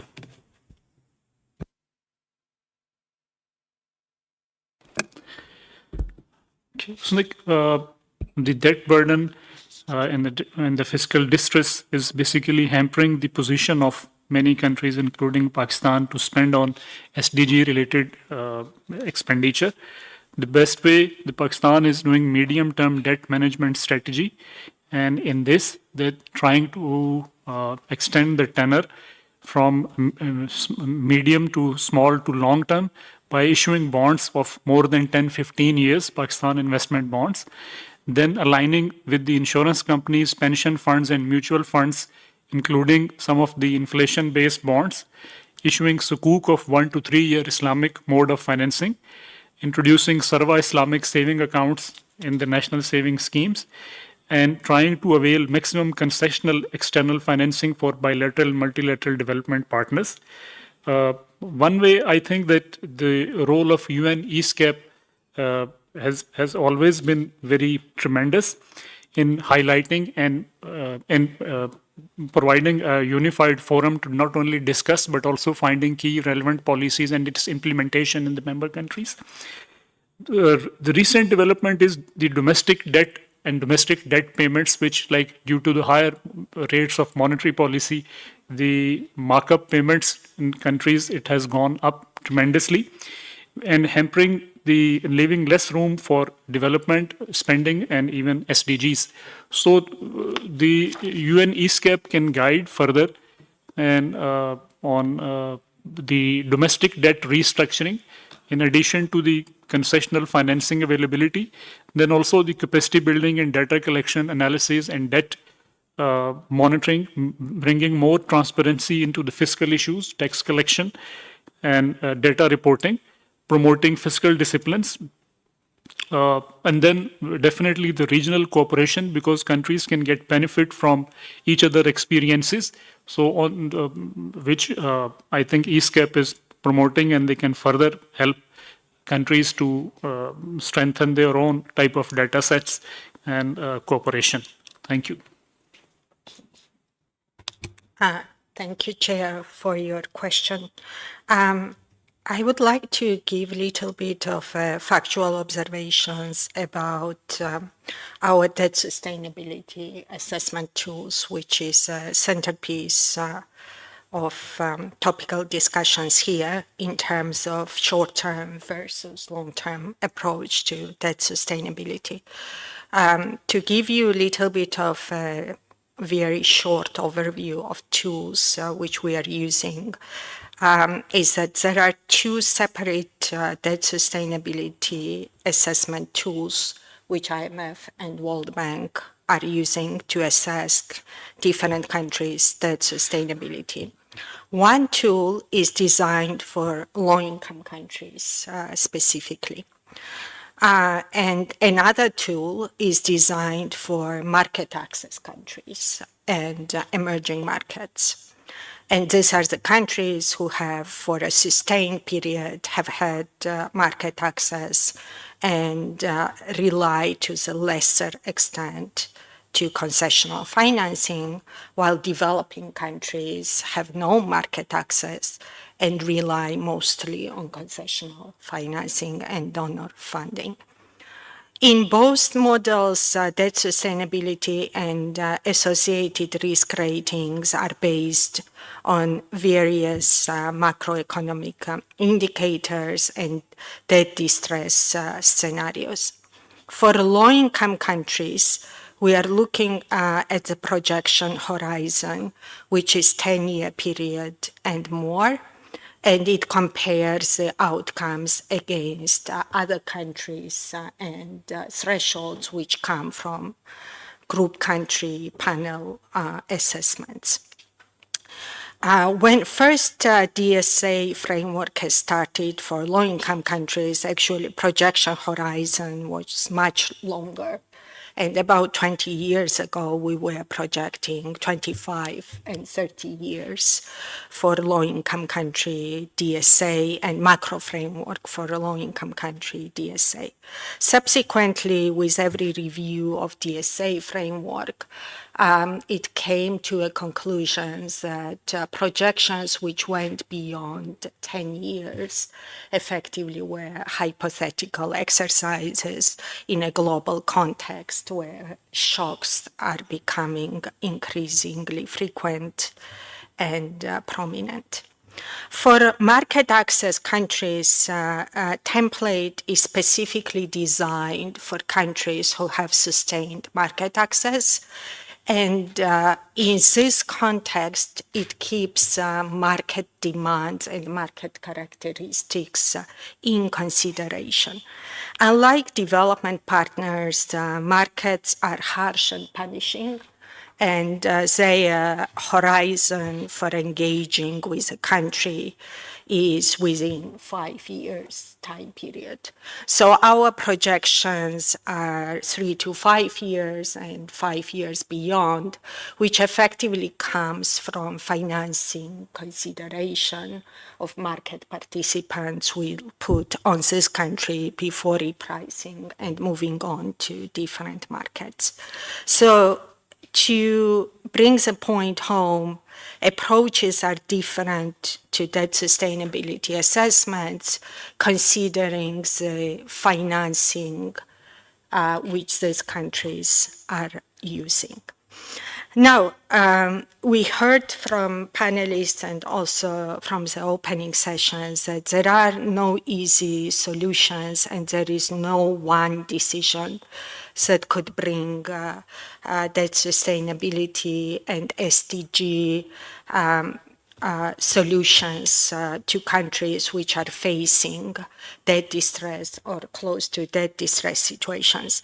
This requires combination of 4 or 5 very difficult policy considerations. First is, of course, debt resolution framework on both external and domestic debt. Second, sustained donor financing and longer projection for horizon for donor financing. Third, considerations for market financing and catalyzing private financing. And finally, strengthening institutions for decision-making and improving domestic revenue mobilization capacity. Each country in difficult situation will face different degree and combination of these 5 decision points. Thank you. Thank you so much. I think that sum up this panel discussion. I think all in all, our panelists suggest that it's not a choice. A country can achieve both the sustainability in that sustainability in the long run as well as the SDG and climate action. And we would like to hear more during the country statement on how each of the member states has been doing this task. With that, I would like to thank our panelists today, including Mr. Hunyin, who joining as a video message.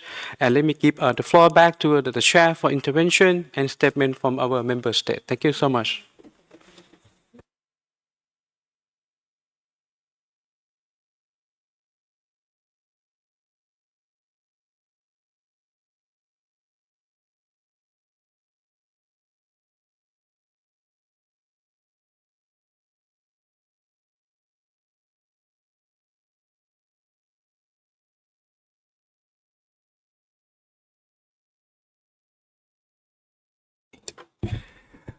Thank you, Kunwacharin, for moderating the panel, and thank you to the distinguished panelists for your valuable contribution to our deliberation on this agenda item. Due to our program, I propose to adjourn this meeting. We shall reconvene today afternoon at 14 hours Bangkok time with the statements. The meeting is now adjourned.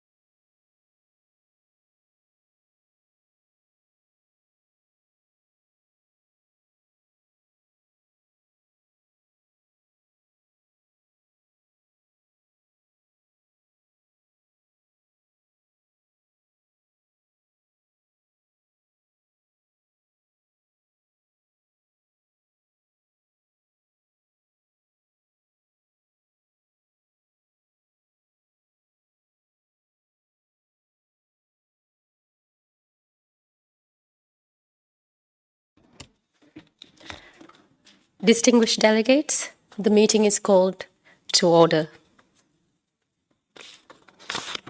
I will start this afternoon's committee session with the country statements and open discussion under agenda item 2. But before I do, I would like to thank Mr. Sirimathitam for moderating the panel and thank the distinguished panelists for their valuable contributions to our deliberations on this agenda item. I would now like to open the floor to statements from delegations. As we only have limited time, may I ask all delegations to kindly speak, keep your statements within 4 minutes. The statements will be read in the order in which they have been received by the conference officer. I would now like to invite the first speaker on the list, the distinguished delegation from Sri Lanka. You may have the floor. Thank you. Madam Chair, Excellencies and distinguished delegates, the existing methodology for debt sustainability takes into account only the composition of stock of debt and not the underlying causes. The stress imposed on middle and low-income countries due to, in particular, the negative externalities emanating, for example, the transborder impact of climate change, which to date remains unaddressed despite the polluter pays for concept being in place, has also resulted in the fiscal space of the middle and low-income countries being severely constrained, leading to an accumulation of debt, which has now become unsustainable. The buildup of debt by the middle and low-income countries is not by choice. In the case of Sri Lanka, by the end of 2022, post-colonial Sri Lanka has already survived 3 global recessions, 2 youth insurrections, 26-year-old civil war, a tsunami disaster, a bombing attack by extremists, and a COVID pandemic to eventually face an economic crisis and a default of debt servicing in 2022. In addition to these, the island countries severely battered by floods, droughts, and more recently heat waves owing to global warming and climate change. Such shocks makes fiscal deficits almost inevitable, with debt financing being a certainty. Yet, SDGs remain universal, with almost all the countries pledging to achieve them. Such pledges come at a cost. This is a cost that middle and low-income countries are increasingly finding it difficult to meet given the current high inflation and high interest rate regime. The aftermath of the debt defaults had made it even worse for the defaulting country to attract investments. However, there is a conundrum, as these countries are expected to meet the targets of the SDGs when global financial markets continue to be difficult to access and sometimes even completely closed, with risk premia at all-time highs. This approach, therefore, only makes debtor countries to be trapped in a more acute and lasting financial distress. It's crystal clear that a change in the global public finance landscape is demanded. In this case, to facilitate the low and middle income countries to achieve the SDGs, it is important that a robust mechanism is put in place to ensure the required flow of non-debt investments and low-cost debt to these nations. A common mechanism to support resolving debt issues and bringing climate justice to these countries for a more equitable distribution of burdens of global warming and climate change is required. As such, we need to look beyond the current approach of enhancing fiscal space through increased taxation and government savings for debt sustainability without considering the multiple shocks the countries affected by and how such a country can reposition itself without access to finance after curtailing its development for debt sustainability. This present approach towards debt sustainability is therefore pushing these countries further away from achieving the world's targets of SDGs, climate change, and carbon net zero, while poverty looms. This is an exclusion of countries under the tagline of debt unsustainability when all global platforms pledge for inclusive growth. We therefore acknowledge that sustainable public debt levels should not preside over human, social, and environmental development. Sri Lanka therefore supports an expanded public debt sustainability analysis that looks beyond the mere satisfaction of fiscal rules and accommodates long-term gains of a fiscal plan, irrespective of the resulting short-term debt distress. As such, we request that other countries join to build a consensus towards a broader view on assessing the sustainability of public debt levels, such that it will facilitate the achievement of SDGs. More importantly, these countries require the flow of private investments that is limited not only to funds, but also the introduction of new technology, practices, and processes that will have an impact on productivity. Thank you. Thank you very much, distinguished delegate from Sri Lanka. I would now like to invite distinguished delegate from China. You have the floor. 主席先生，各位代表，女士们、先生们，当前世界经济复苏困难，全球通胀持续，金融市场动荡，债务压力上升，可持续发展目标落实滞后，发展鸿沟进一步拉大。在此背景下，各国应统筹考虑可持续发展目标投资的长期效益和公共债务可持续性，促进发展筹资，通过发展应对各种挑战。女士们、先生们，今年是"一带一路"倡议提出10周年，中方刚刚成功举办第3届"一带一路"国际合作高峰论坛，来自151个国家和41个国际组织的代表参会，注册总人数超1万人，充分体现共建"一带一路"的巨大感召力和全球影响力。10年来，中国与"一带一路"伙伴国实施了3000多个基础设施、生产性和民生工程等项目，直接投资额超过2400亿美元，拉动投资近1万亿美元，有力增强了当事国经济发展造血能力，提升其自主可持续发展能力，带动4000万人摆脱贫困。中国始终坚持以经济和社会效益为导向，根据当事国需求及实际情况提供项目融资，避免造成财政负担。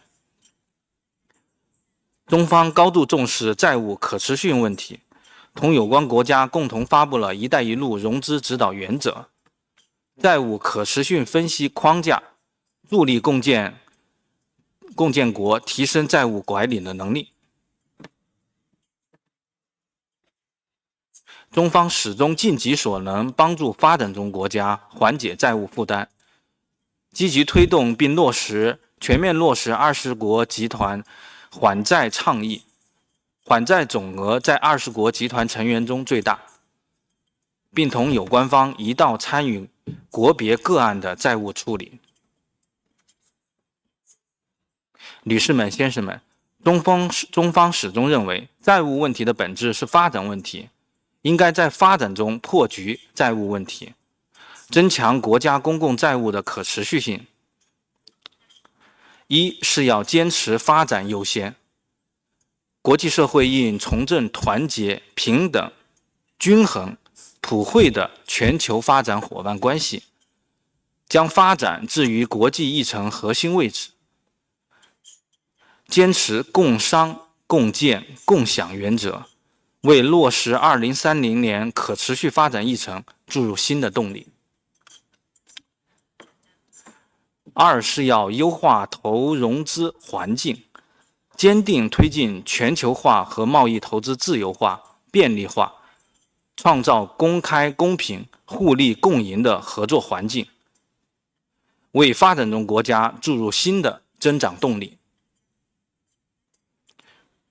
个别国家通过泛安全化和泛政治化搞单边主义、保护主义，严重违背自由贸易精神和市场规律，严重冲击世界经济，破坏全球供应链稳定。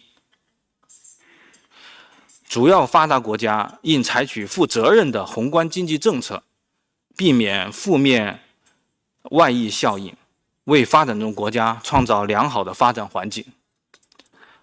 三是要共同应对债务问题，各方要继续落实好20国集团缓债的倡议和共同框架。多边开发银行和私人部门债权人应该按照共同行动、公平负担的原则，参与解决主权债务问题。谢谢。Thank you very much, distinguished delegate from China. I now invite the distinguished delegate from Maldives. Thank you, Chair. Excellencies, distinguished participants, ladies and gentlemen, Assalamu alaikum and a very good afternoon to you all. Let me first of all thank the panelists for their presentations today. It was interesting to listen to the expert views on the long-term approach to assessing public debt sustainability relating to investments in sustainable development goals. Madam Chair, in an increasingly fast-paced interconnected economy, small island developing states like the Maldives are severely affected by external shocks such as energy crisis and supply chain disruptions. Our inherent vulnerabilities due to limited human, technical, and financial resources are making it harder to cope in the changing world. Vulnerable countries often lack access to concessional financing for affordable development support required to meet their SDGs while coping with and adapting to their structural vulnerabilities. These impacts are reversing critical successes and progress made in achieving the Sustainable Development Goals. Today, I am pleased to highlight that the majority of the international community has collectively acknowledged vulnerability as a serious obstacle to development due to damage caused by exogenous shocks and stressors to which countries are increasingly being exposed. The traditional metrics of debt sustainability may not adequately capture the nuanced interplay between investments in SDGs and the fiscal health of nations. There is no internationally widely accepted quantitative benchmark to measure structural vulnerability or lack of resilience across multiple dimensions of sustainable development at the country level. A widely accepted multidimensional vulnerability index holds the potential to better guide country development and donor assistance policies and aid in diagnosis of development challenges and in the identification of nations in need of heightened international assistance. As per the GA Resolution 76/203, the high-level panel on the development of a multidimensional vulnerability index (MVI) is set to be finalized. The Maldives urges the international financial institutions and development partners to use the MVI as a guiding tool to ensure that the vulnerabilities of SIDS are integral to the decision making, thus enabling easier access to concessional financing. Proper use of the MVI will enhance the resilience of SIDS to deal with the environmental, social, and economic shocks which remain looming on the horizon and ultimately reduce the funding gap demanded by SIDS in the future. Madam Chair, the Maldives, like many of our fellow nations, is deeply invested in realizing the Sustainable Development Goals. We recognize the urgency of this global endeavor as the pursuit of socio-economic progress goes hand in hand with preserving our planet for future generations. Yet we must do so in a manner that ensures the long-term fiscal health of our nations, safeguarding against the perils of unsustainable debt. Thank you. Thank you very much, distinguished delegate from Maldives. I now invite distinguished delegate from Russian Federation.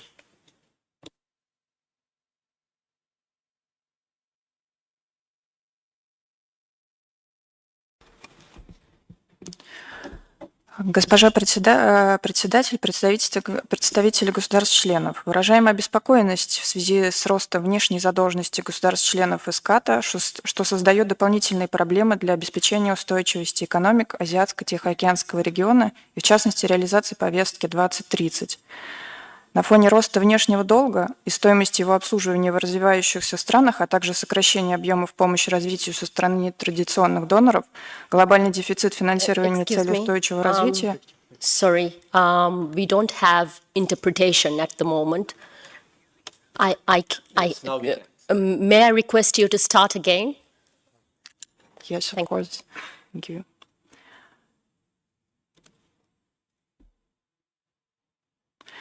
Госпожа председатель, представители государств-членов, выражаем обеспокоенность в связи с ростом внешней задолженности государств-членов ESCAP, что создает дополнительные проблемы для обеспечения устойчивости экономики Азиатско-Тихоокеанского региона и, в частности, реализации повестки 2030. На фоне роста внешнего долга и стоимости его обслуживания в развивающихся странах, а также сокращения объемов помощи развитию со стороны традиционных доноров, глобальный дефицит финансирования целей устойчивого развития уже достиг рекордной отметки в $4,2 триллиона США.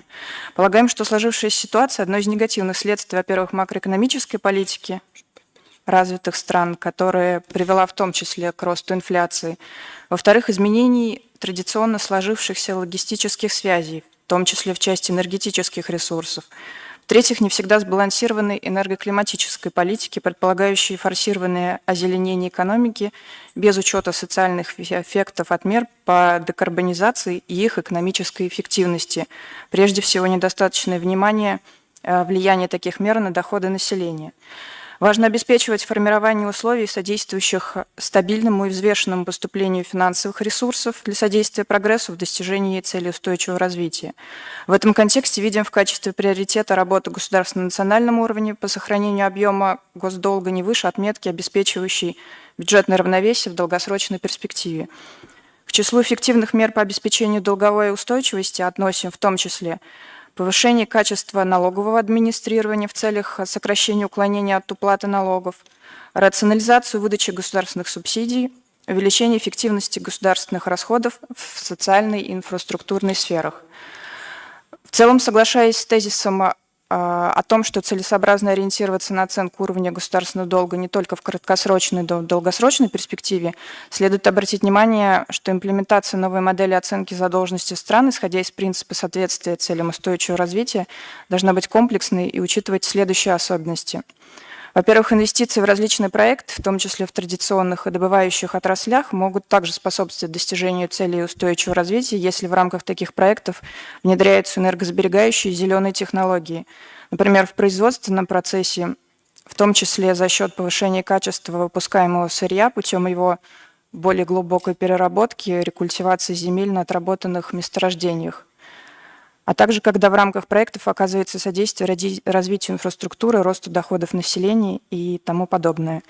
Во-вторых, рост процентных ставок, вызванный монетарной и экономической политикой ряда развитых стран, крайне затрудняет обслуживание госдолга развивающимися странами, а также ухудшает перспективу привлечения новых займов из-за повышения стоимости заимствований. Долговое финансирование проектов устойчивого развития, как правило, имеющих невысокую доходность, может быть эффективным только в случае предоставления кредитов по льготным процентным ставкам. Страны, испытывающие финансовые затруднения, могут быть заинтересованы в рефинансировании госдолга на новых условиях с льготными процентными ставками вне зависимости от реального соответствия проектов целям устойчивого развития. Одновременно отмечаем, что имплементация новых моделей должна осуществляться с учетом особенностей национальной и социально-экономической политики и приоритетов государств без навязывания каких-либо единых, а тем более обязательных стандартов в этой области.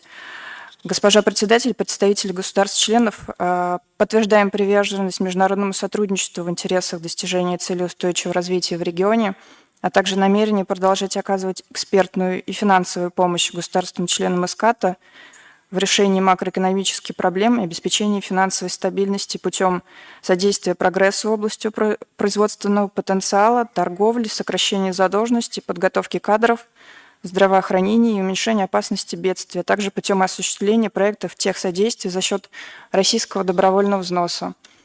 Готовы и дальше делиться наработками по обеспечению устойчивости национальных экономик, в том числе в связи с односторонними ограничительными мерами, включая макроэкономическую стабильность, имеющуюся в рамках Евразийского экономического союза. Спасибо. Thank you very much, distinguished delegate from Russian Federation. I now invite the distinguished delegate from Pakistan. Thank you, Madam Chair. Excellencies, distinguished delegates, the 2030 Agenda is the universal call for an inclusive and sustainable development. However, since the adoption of 2030 Agenda, only 12% of the SDG targets are on track. The CCC crisis of COVID, climate, and conflict have negatively impacted the economies of developing countries, including Pakistan. The 2022 floods have shown Pakistan's high vulnerability to climate change, despite contributing less than 1% of global greenhouse gas emissions. Affordable financing for development is scarce. Aid budgets have become more volatile and prevent investments in long-term development and climate transition and do not meet countries' SDGs-related finance needs. In case of Pakistan, by 2030, public and private expenditure in social sector will need to be increased by 16.1% of GDP per annum to achieve SDGs. At the face of depleting FDI, official development assistance and high cost of funds have been exacerbating the macroeconomic challenges, including pressures on exchange rate, causing inflation and unfavorable terms of trade, and the debt distress, along with the high cost of borrowing, inhibiting investment in SDGs. For instance, in Pakistan, public debt to GDP currently stood over 70% with budget deficit of 7.7% of GDP in 2022-2023. Much of the deficit has been contributed by the debt amortization during the year. With such fiscal constraints, Pakistan is forced to prioritize expenditure and cut spending in areas critical to the SDGs implementation and localization in the fields of social sector development, food security and nutrition, health, economic recovery, and social protection, etc. Provision of adequate financing for sustainable development is thus one of the most pressing challenges for developing countries, including Pakistan. The world needs to agree sooner than later on debt relief measures for countries in debt distress. Such debt relief measures could also be tackled through debt for SDG swaps or climate swaps for sustainable development interventions. Appropriate regulatory and macroprudential regulations need to be put in place to support climate-friendly financial instruments and responsible financing across sectors. As the UN Secretary General Stimulus Report 2023 has pointed out, the increase in lending for investment in the SDGs needs to be done in conjunction with improved debt management. We all know that a government's ability to borrow depends on macroeconomic strengths, good governance, and efficient public sector financial situation. The purpose of credit rating agencies is to solve the problem of the informative asymmetry between lenders and borrowers regarding the creditworthiness of the latter. Issuers with lower credit ratings pay higher interest rates, embodying larger risk premiums than higher rated issuers. Due to sluggish performance of many developing countries, this has resulted in diversion of capital flows away from emerging and developing countries. Sovereign debt credit ratings lack non-financial regulatory criteria needed to guide investments to countries most in need. A better consideration of social factors, for instance, would influence investment behavior and incentivize financial actors to invest in opportunities that catalyze social change. Thus, there is a need to look at the new approach on debt sustainability and incorporate sustainability factors into credit rating assessments so that the investments are conducive for developing countries and they are able to meet their SDGs related financial needs on concessional rates. Thank you. Thank you very much, distinguished delegate from Pakistan. I now invite the distinguished delegate from India.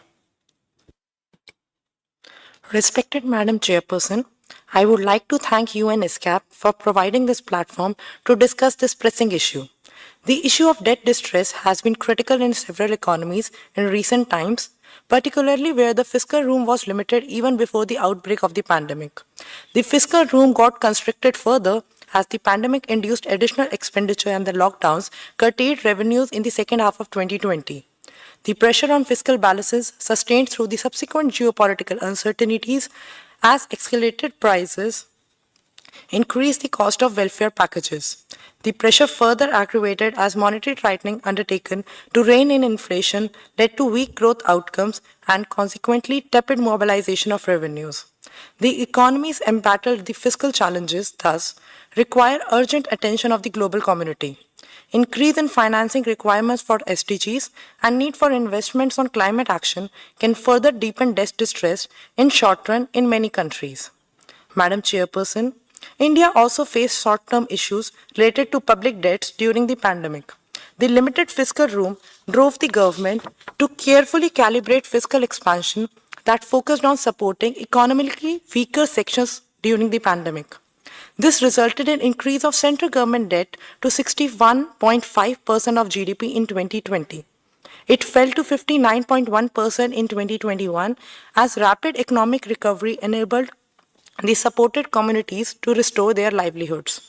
Thereafter, we continued to maintain fiscal prudence by observing elementary fiscal rules, mindful of the growth challenge, but alert towards human and environmental protection. This is manifested in huge step-up in public capital expenditure while containing the fiscal deficit within its budgeted level.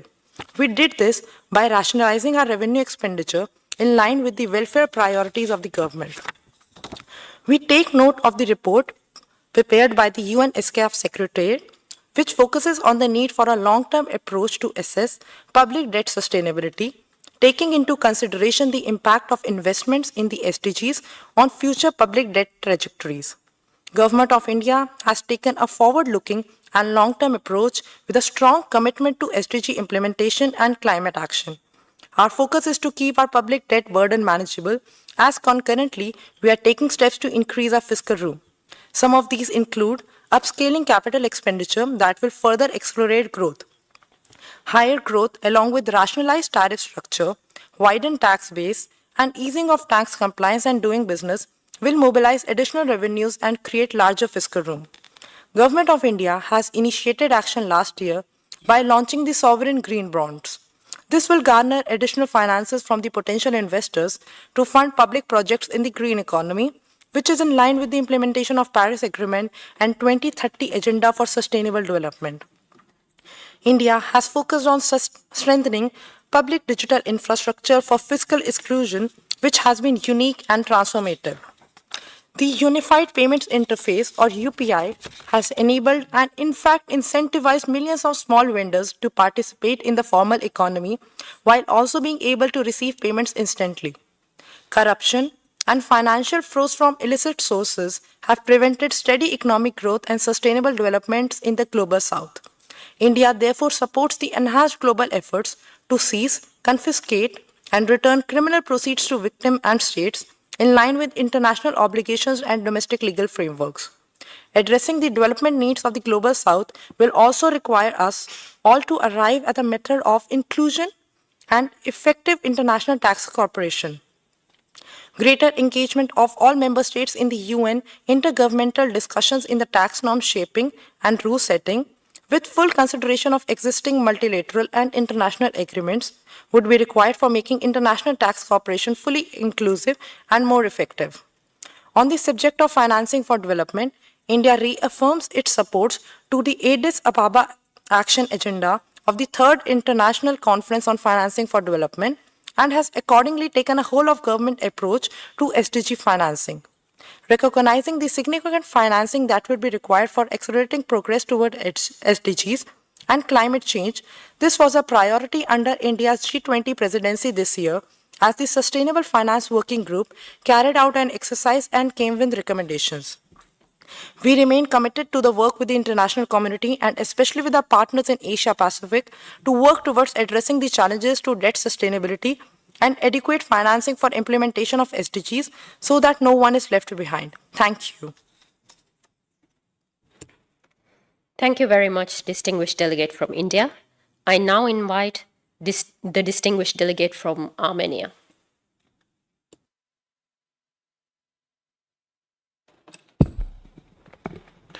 Thank you. Honorable Chair, ladies and gentlemen, as we enter the third year of the Decade of Action, the world is greatly off track and in peril due to the unparalleled challenges of the preceding years.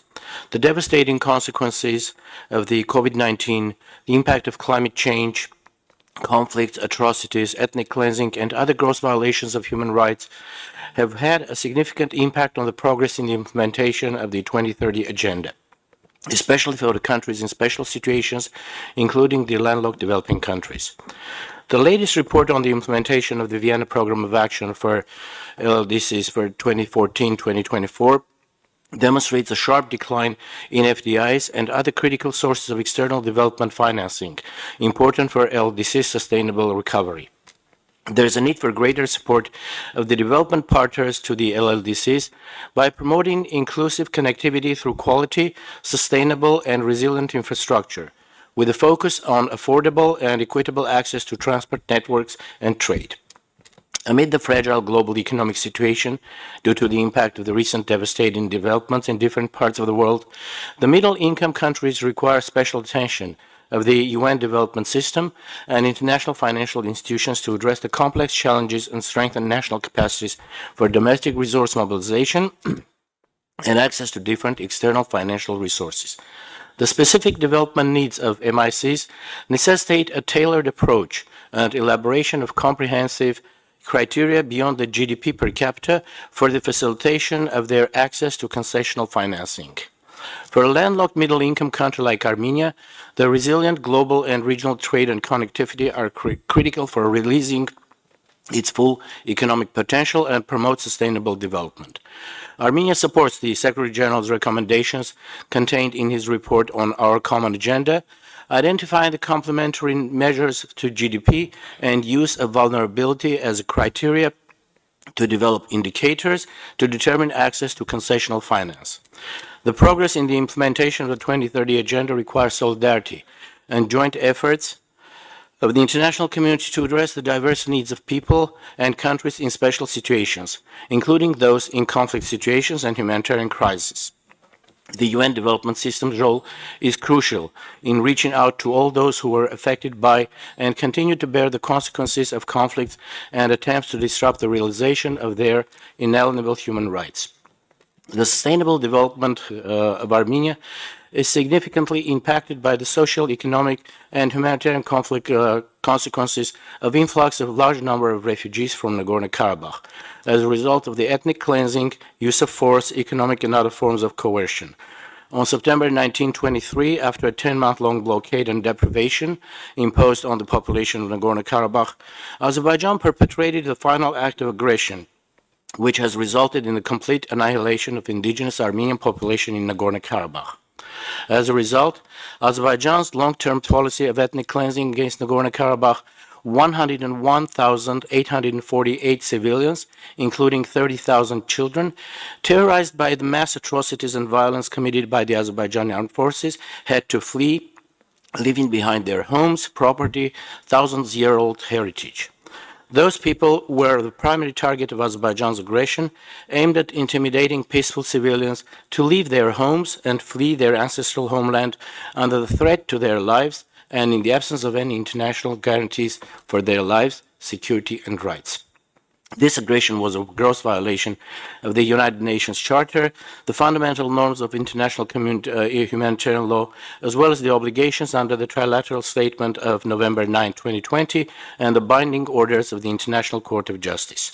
The unfolding situation that has impacted Armenia's socio-economic development agenda, as well as the financial resources, requires an urgent and practical action from the international community, relevant humanitarian organizations, the United Nations with its specialized agencies to meet their life-saving, early recovery, and long-term protection needs. Thank you. Thank you very much, distinguished delegate from Armenia. Are there any other governments who wish to speak before I open the floor to designated representatives of UN bodies and specialized agencies and intergovernmental organizations? I see none. The floor is now open to designated representatives of UN bodies and specialized agencies and intergovernmental organizations.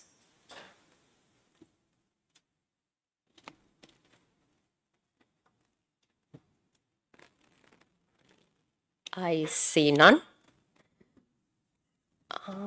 I would now like to open the floor to other entities who wish to speak.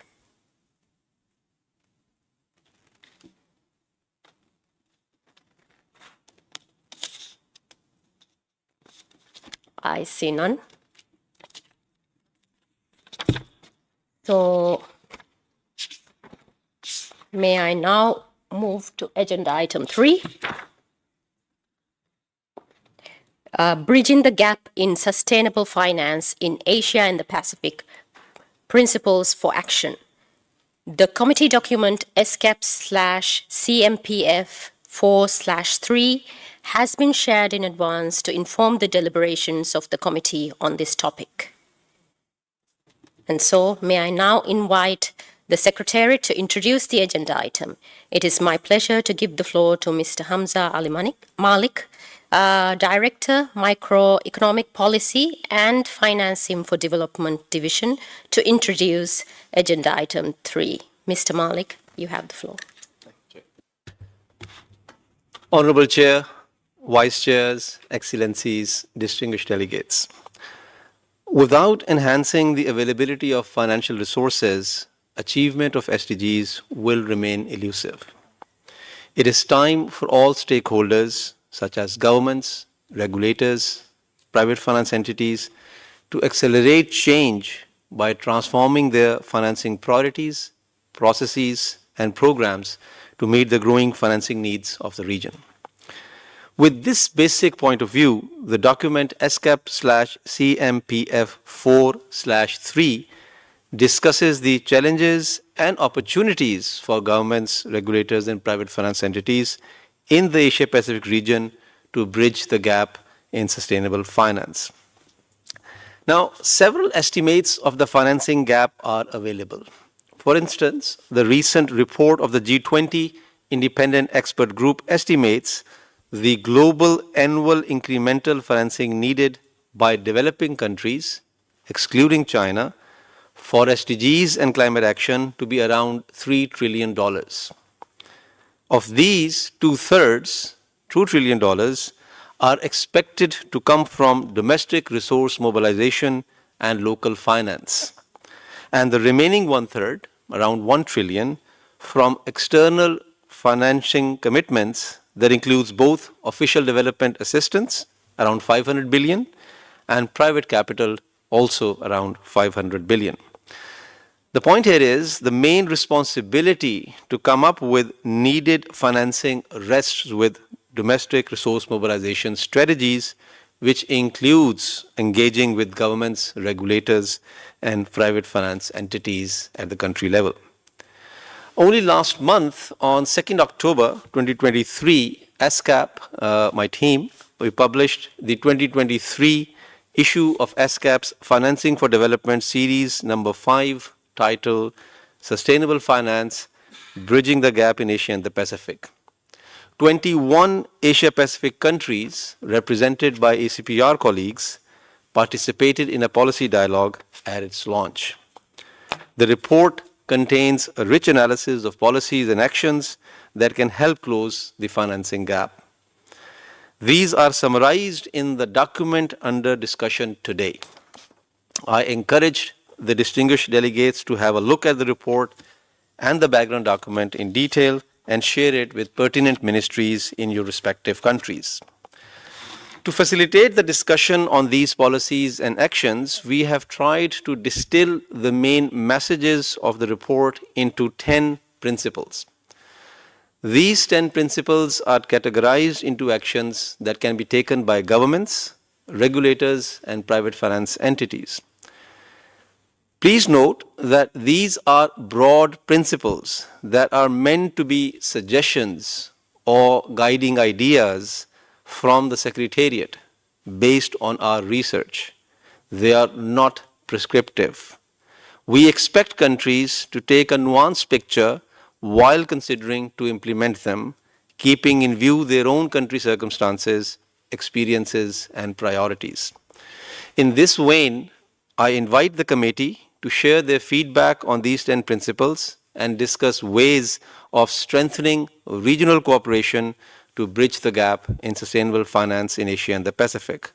In the spirit of peer learning, we would be very interested in listening to country-level experiences, challenges, and opportunities in enhancing access to sustainable finance. The committee may also wish to provide guidance to us, the Secretariat, on how we can support member states through technical assistance programs aimed at building national capacities to facilitate the implementation of some of the ideas highlighted in these 10 principles. I look forward to an engaging discussion. Thank you. Thank you, Mr. Malik. I would now like to invite Ms. Subha Sivakumaran, Chief of Financing for Development Section, MPFD, and panelists to the rostrum.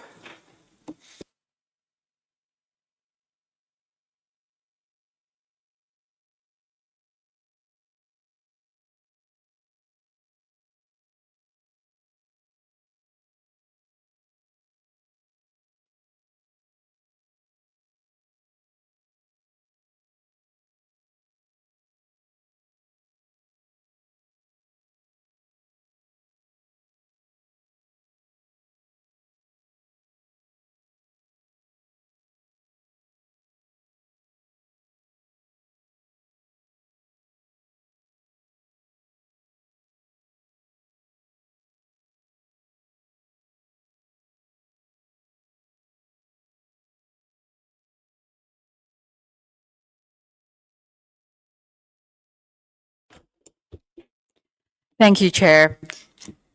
Today, we are honored to welcome 5 distinguished panelists here to join us for the panel discussion segment of this agenda item to set the scene.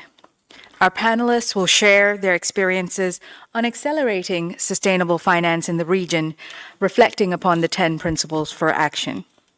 I'm therefore honored to introduce our panelists as follows. Ms. Supi Teravanin-Thorn, Special Advisor to the Vice President of Investment Operations Region 2 at the Asian Infrastructure Investment Bank. Ms. Urgamal Suvidnanjit, Head of Monetary Policy and Forecasting Division from the Monetary Policy Department of the Bank of Mongolia. We have also with us Ms. Visakha Amarsekara, Additional Director General of the Capital Market, Investment and Sustainable Financing Division of the Department of External Resources, Ministry of Finance, Sri Lanka. We have Mr. Jules Hugo, economist from the Economic Research and Regional Cooperation Department from the Macroeconomic Research Division of the Asian Development Bank. And we have Ms. Daria Silkina, head of the Sustainable Development Finance Unit, Corporate Affairs Department from the Bank of Russia. As we discussed today, before I give the floor to the speakers, if I could just gently remind, due to limited time, we would greatly appreciate it if you could limit the intervention to 4 minutes maximum. So let me start with our first speaker, Ms. Supi Tervananthan, who is the Special Advisor to the Vice President of Investment Operations for Region 2 from the Asian Infrastructure Investment Bank. Ms. Tervananthan, the role of the multilateral and public development banks, as we have heard today, in financing the SDGs and climate action has only become even more critical. What, in your view, is the role that MDBs such as AIIB can play in bringing not only concessional and catalytic financing, but influencing the wider financial system to shift financing towards SDGs and climate action? Thank you. Thank you. Thank you very much for the question. I think that I would like to separate into two things. One is really the financing that is focused on this climate change in sustainable development, and also the financing that is actually general. I would like to start with general quickly, and before going to that, I would like to say the world is actually going through a very challenging period, and it is a very challenging period for low-income countries especially, because it's a time that I look at it not from the political dimension, I look at it from only the economics and financing dimension. It is a time that interest rate is going up, and we don't see the end to it yet, when it's going to be stabilized. And why interest rate is going up, the inflation has not been brought down in the equation that has been anticipated since last year.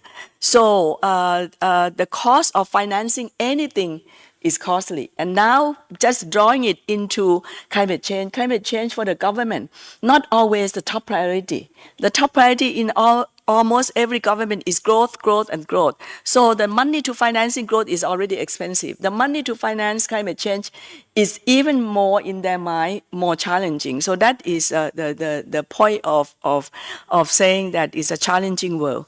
Now for the MDB, I have to say that we actually, if we compare the world pre-COVID and post-COVID, I usually get many questions, always many questions that, oh, AIB, during the COVID year, do you get more demand for your money? Or people cannot really go into infrastructure because AIB is focused on infrastructure, and most of the work site, most of the infrastructure project has been slowing down.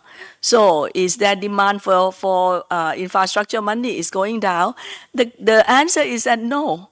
Every country is actually increasing their borrowing, but then they don't borrow for infrastructure. Now they borrow for budget support, because a lot of countries have now problem with trying to make ends meet, because the revenue that come in is less than they anticipated. The cost of fighting COVID and everything else is higher, so the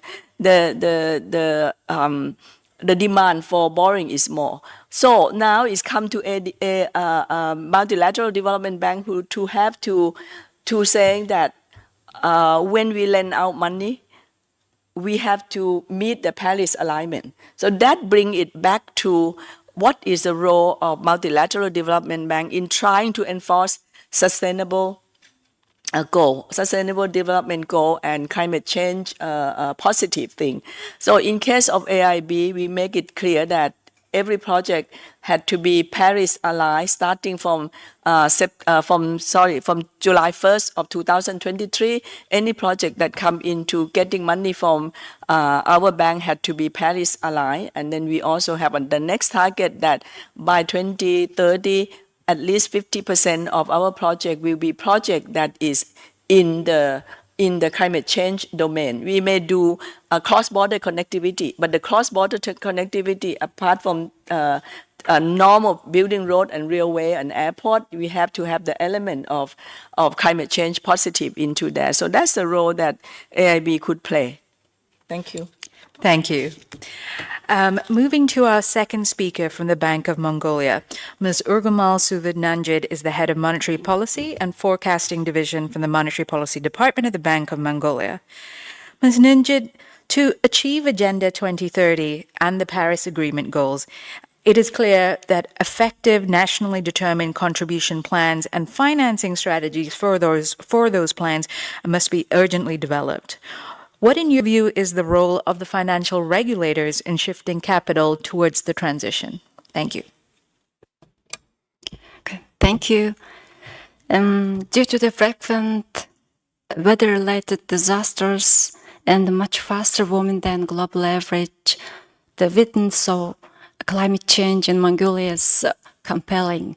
So why the government of Mongolia made ambitious commitments as a part of 2015 Paris Agreement to reduce its carbon emissions by 22.7% against business as usual scenario by 2030, and to achieve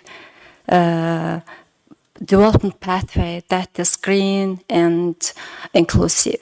And on the other hand, the Mongolian financial sector has been actively working on promoting green and sustainable finance for the last 10 years and has made significant achievements. For instance, adoption of green taxonomy in 2019 and the recent approved Mongolia SDG finance taxonomy will further enhance the current sustainable development framework in Mongolia.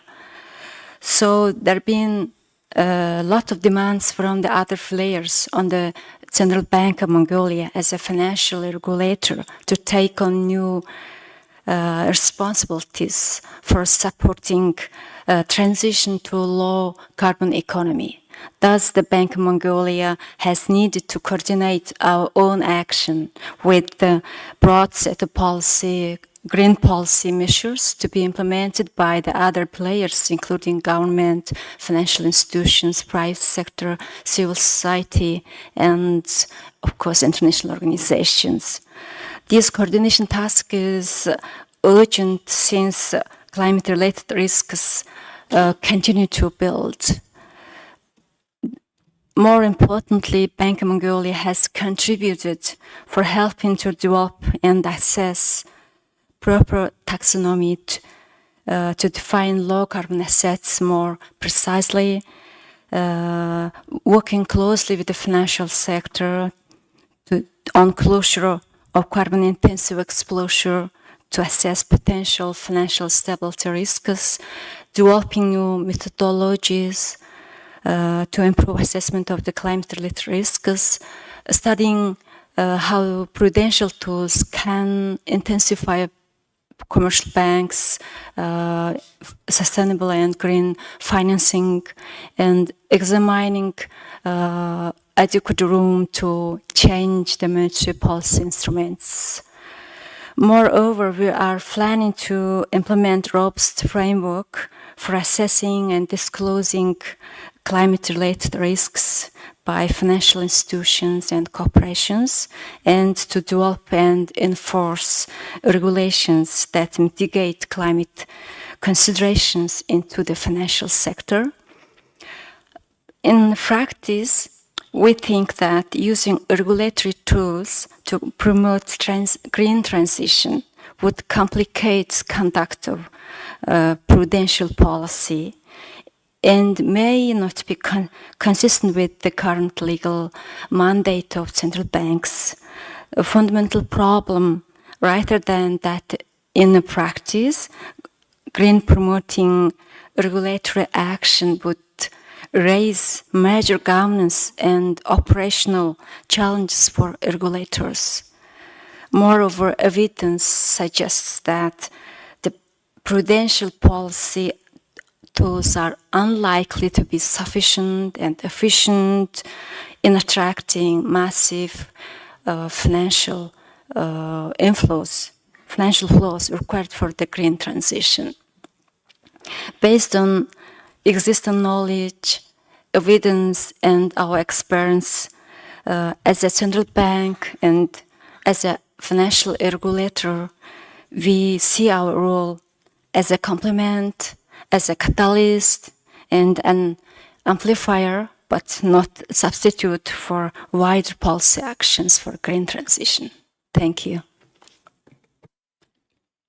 Thank you. Let me now turn to the Ministry of Finance of Sri Lanka. Our third speaker, Ms. Visakha Amarsekara, is an additional Director General of the Capital Market, Investment and Sustainable Financing Division, the Department of External Resources from the Ministry of Finance of Sri Lanka. Ms. Amarsekara, one of the principles proposed discusses policy coherence, as our previous speaker was alluding to, across many different government ministries and different regulators. From your experience, what has been some of the key challenges you have faced in developing such policy and regulatory coherence to address sustainable finance from your experience at Ministry of Finance in Sri Lanka? Thank you. I think fundamentally the inherent features of sustainable finance, which is that it requires an all-of-government approach as opposed to just a couple of agencies, which is what that is the norm for plain vanilla financing, is the catalyst in creating this conundrum, I think. And I think most countries, most ministries of finance are familiar with plain vanilla financing, and we know how to deal with it administratively. It's easier. But this is far more complicated because you have to deal with not only public sector agencies, but also subnational agencies, private sector agencies, and they all speak different languages because it is driven by their own sphere of responsibilities, their skill sets, their capacities, and therefore they speak a language that is oftentimes endemic to them. And this has given rise to a sense of sometimes lack of communication and also miscommunication amongst agencies that has created this, I would say, tension to some extent amongst policymakers, and interagency problems have cropped up because of that. And they have exhibited a reluctance also to share data and knowledge, sometimes driven because they don't quite understand why.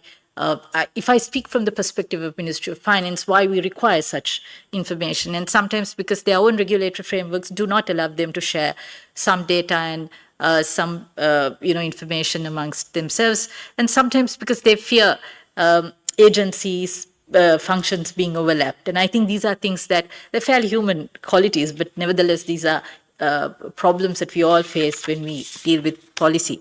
And that is also the case even with the private sector, because the private sector is sometimes worse. They don't want to give information and they don't want to share data.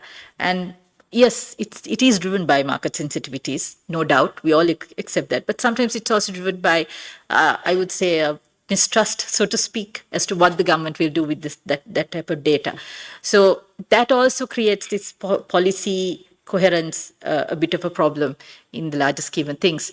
So we've recognized these things, and we have, at least to some extent, to address these issues, we have created a climate secretariat at the Presidential Secretariat, which is going to be the apex body that will be coordinating all these agencies, and there is a committee which consists of some of the senior officials of key ministries, private sector also sitting there, so that they can coordinate all policies and ensure that they get implemented in as is desired. And this secretariat, I must say, is also being supported by the UNCTAD and many of the other MDBs, and so that they will be better capacitated to implement these policies. We know we'll coordinate. I mean, this secretariat is expected to coordinate these initiatives and oversee the implementation. But we recognize that there's a significant amount of capacity that is required. And that capacity is not only in terms of technical capacity, but it is also in terms of having a coherent communication policy as well, because I think interagency problems crop up oftentimes because we don't speak to each other and we don't want to speak to each other. And those are things that we really need to address. Thank you. Thank you. Our fourth speaker, Mr. Jules Hugo, is the economist from the Economic Research and Regional Cooperation Department of the Macroeconomic Research Division of the Asian Development Bank. Mr. Hugo, from the World Bank and IMF annual meetings in Morocco a few weeks ago, there were 5 critical areas stated where MDBs are strengthening cooperation, including strengthening co-financing and catalyzing private capital mobilization. Could you outline the steps that ADB is taking on this front? Sure. Thank you very much.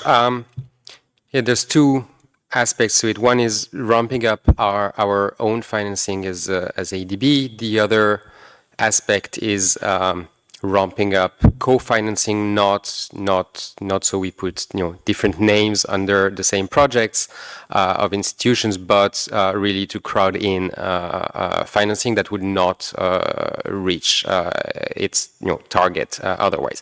So regarding the ramping up of our own financing, ADB announced at the end of September that we are reforming our capital adequacy ratio framework, and what this means is that we'll be able to leverage our balance sheet more to increase our financing by about $10 billion per year. So that's about 40% of what we do now. So we'll go from about 25 billion to about 36 annually. So that's one step, but as Hamza Ali Malik was saying before, the needs are gigantic. We're talking about trillions. You mentioned 3 trillion. Is it 3? Is it 2? Is it 5? In any case, it is a lot more than what ADB or even all the MDBs together can do. So that's one step in the right direction, but far from enough.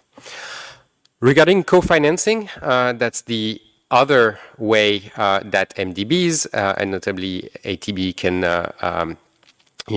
leverage their resources. During the annual meeting, the World Bank annual meeting in Marrakesh, there were a couple of announcements. One is that ADB and the World Bank will work together to streamline their joint approval, joint procedures for project approval.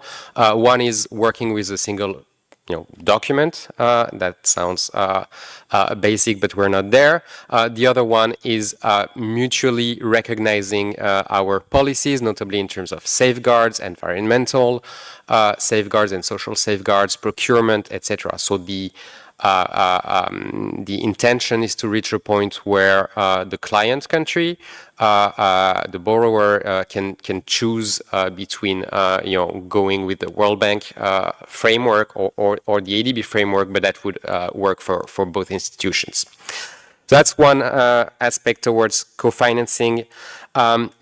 Second aspect is striving to leverage our local footprint. We have offices in many countries, including small economies. We have offices in Bhutan. We have offices in many Pacific Island nations. And so leveraging this local presence to crowd in financing, climate financing, sustainable financing from other institutions which don't have necessarily the same footprint locally. So to put less of our own money, but having other financier tagging along. That's number 2. Regarding co-financing, number 3 is moving towards an increased focus on what we call opening markets, meaning bringing in new technologies, green technologies. What comes to mind is electric buses in transport, or heat pumps in energy, which don't necessarily already exist in certain countries and are currently not economically viable because of the lack of scale. And so by bringing in those technologies through a project, we hope and we aim to create a local ecosystem.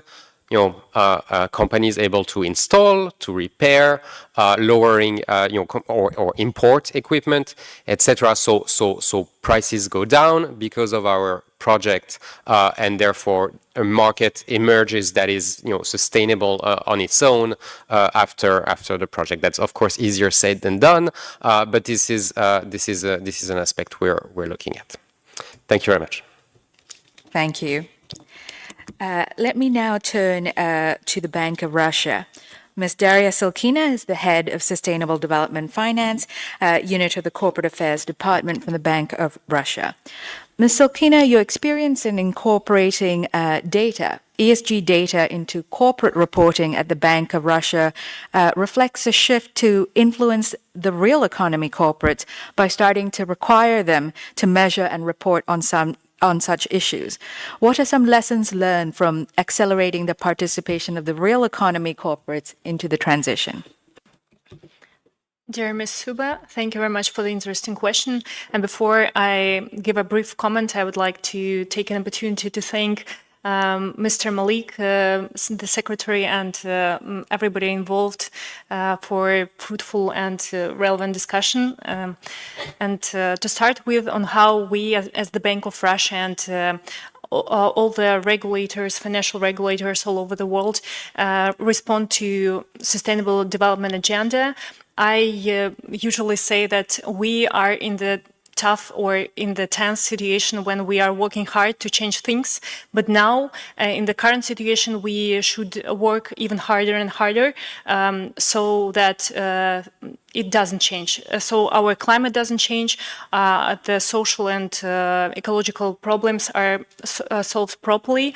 And this is the challenge not only for the regulators, and this is the challenge for the governments and for the countries. And as for our experience and the lessons learned from accelerating the participation of the corporate sector in the transition, here I would like to give a brief comment on what we've done since 2019.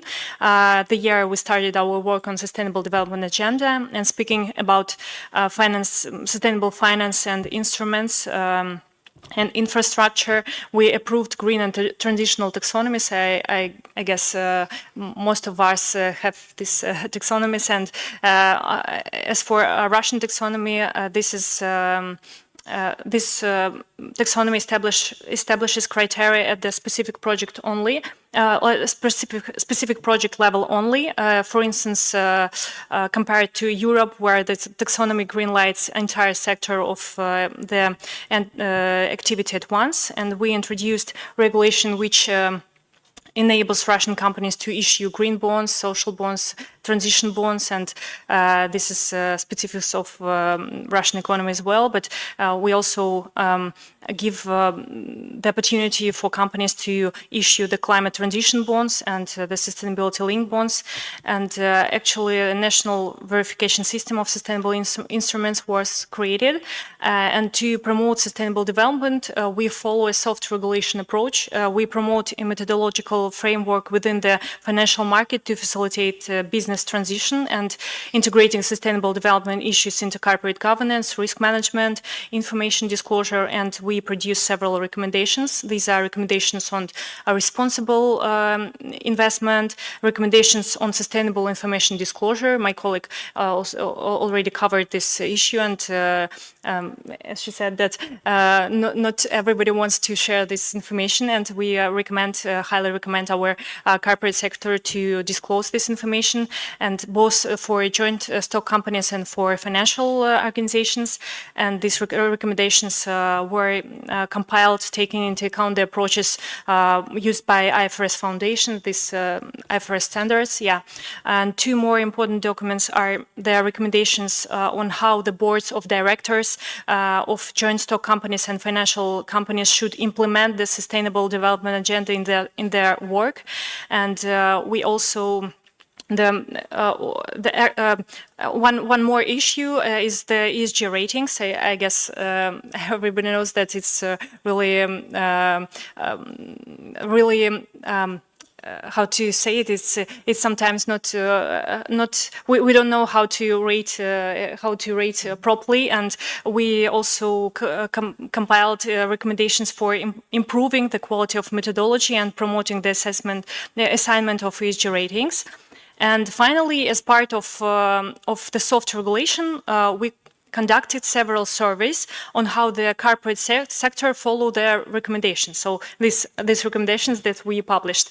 I just would like to share the experience on how this service raised awareness on the importance of the sustainable development agenda among companies and corporate sector companies from corporate sector who have never thought about why they should make efforts towards transition. They started to when they got the questionnaire and participated in the survey. And this is one of the instruments that was really effective. And in conclusion, I would like to end with the following comment. In my view, before mandatory requirements are introduced, taking into account Russian economy specifics, the most efficient and relevant way to accelerate the participation of the corporate sector in the transition may be the regulation based on comply or explain approach, or on the voluntary compliance approach first, and in order to give time to the market to become ready for the obligatory requirements. Thank you very much. Thank you very much. As we can see from the panelists today, there is great complexity, there is great challenges, great change as well happening across the breadth of the region. So the final question, which is in common to all of our panelists to respond in 30 seconds or less, what is the one thing you would like our member states to think about, to do first in attempting to accelerate sustainable finance to close the gap? And maybe I will start on my left and move towards my right. So Ms. Nanjid, over to you. Thank you. Again, I would like to emphasize that economic and fiscal policy are key to the climate change mitigation, and that the prudential and monetary policy tools can only complement these policies. Naturally, the best solution to accelerate sustainable finance, or more broadly speaking, to reduce greenhouse gas emissions, is a carbon taxation. As well, we all know that this policy suggests that fundamental responsibilities for addressing issues related to the climate change lies with the governments. But introducing carbon tax policy requires consensus building, and it's really difficult to implement. So why the most countries are reluctant to introduce the carbon tax. But the public perception survey conducted by the International Monetary Fund in the last year find that the lack of support for carbon pricing is driven by the concern about rising energy prices and large knowledge gap about the impact of carbon tax. So this suggests that the carbon pricing policy can be more acceptable to population when they are implemented in a more fair way, with a good plan to recycle revenues to the citizens would be main concern. Also, the providing good knowledge about the carbon tax will support the public support. Without mitigation policy, including carbon taxation, it will be really hard to scale up green financing. Thank you. Thank you. Monsieur Hugo, in 30 seconds or less. Thank you very much. Of course, what could improve access to sustainable finance for different countries varies a lot across countries. But one thing I've seen is related to the mismatch between the time of politics at the government and therefore the client level for us, and our processing time, which are essentially long. So one aspect to help in this mismatch is, of course, for us to be faster. Another aspect would be for the governments to acknowledge this constraint and work with us on longer term plans so we can ensure we can deliver sustainable financing or project financing in the best possible conditions. Thank you. Thank you. Ms. Tarananthon, 30 seconds or less. Thank you. I would like to answer this question with the feedback to Dr. Malik, who asked also for comment on these 10 principles. So I use that opportunity to also talk about these 10 principles.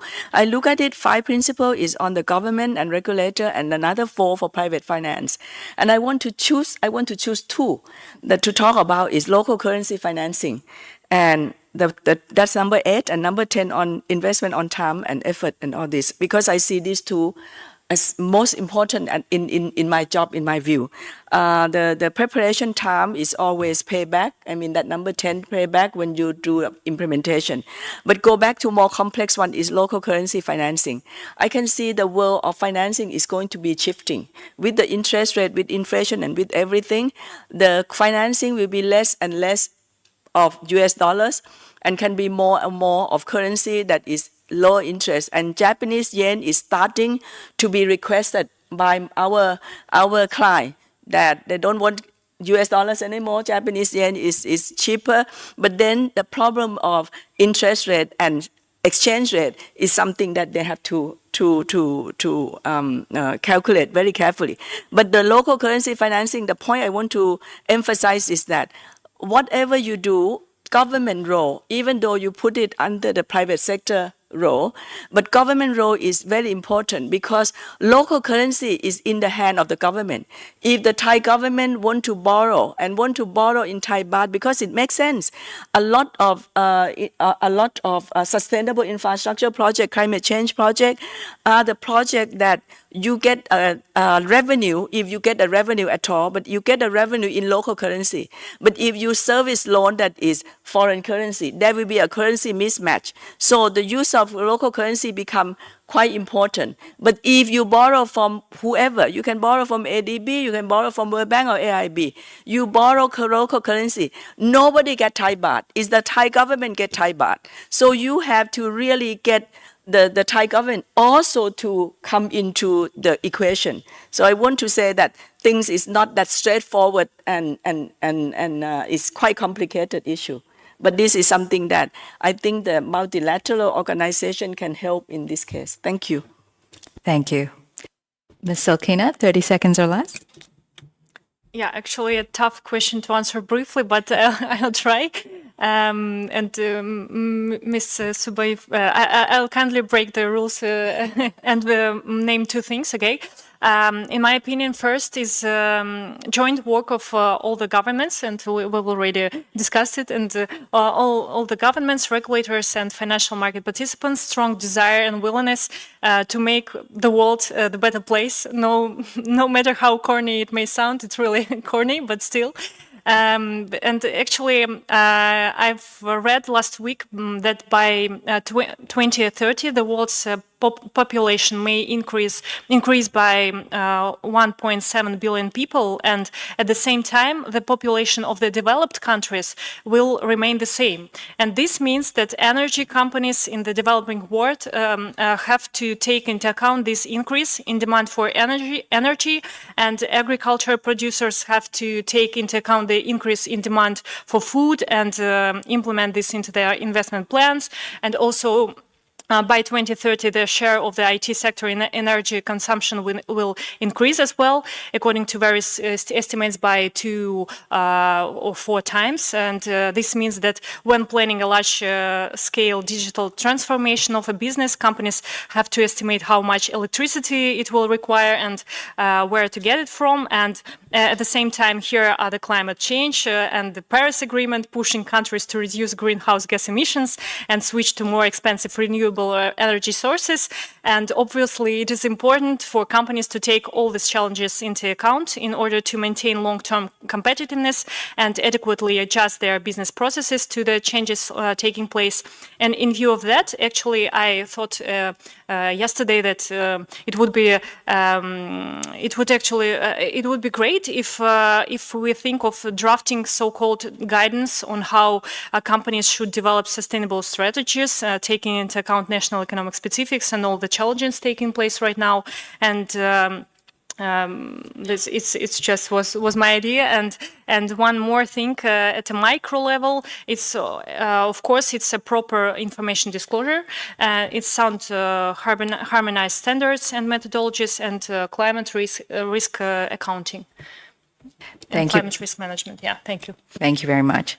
Ms. Amarsekara, final floor to you. Yeah, I think to me, I agree with all of you, but in particular, I think about the fact that there is a role for the private sector, and that role needs to be, I think, supported and facilitated.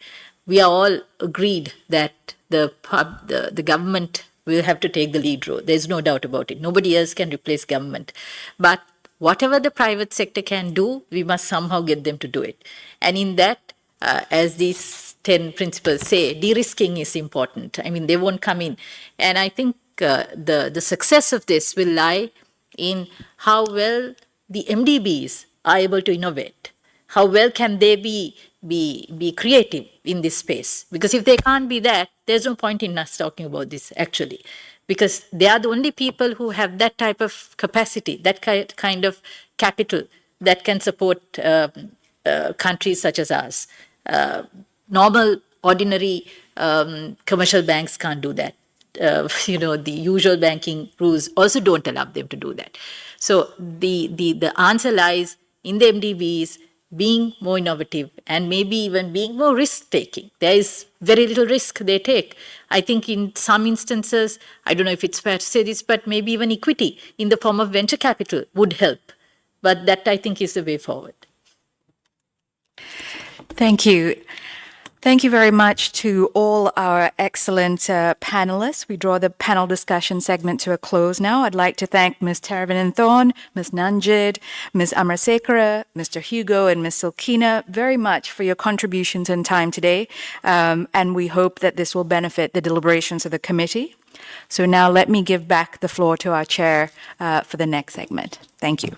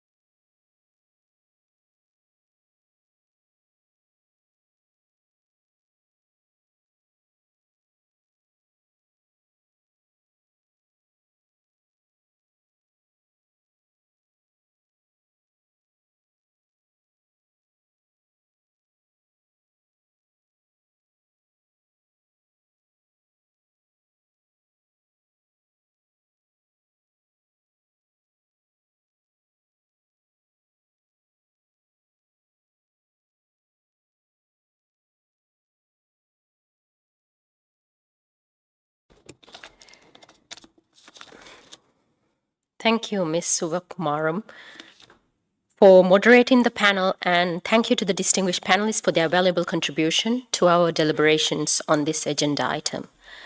I would now like to open the floor to statements from delegations. As we only have limited time, may I once again kindly remind you to keep your statements within 4 minutes. Statements will be read in order in which they have been received by conference officer. So I would now like to invite the first speaker on the list, the distinguished delegation from China. You have the floor. 谢谢主席。资金不足是制约许多国家实现可持续发展的瓶颈问题。联合国秘书长古特雷斯近期警告，全球可持续发展目标融资缺口从疫情前每年2.5万亿美元上升至4.2万亿美元。有关国际机构作出评估，全球低碳转型每年至少需要4至6万亿美元投入。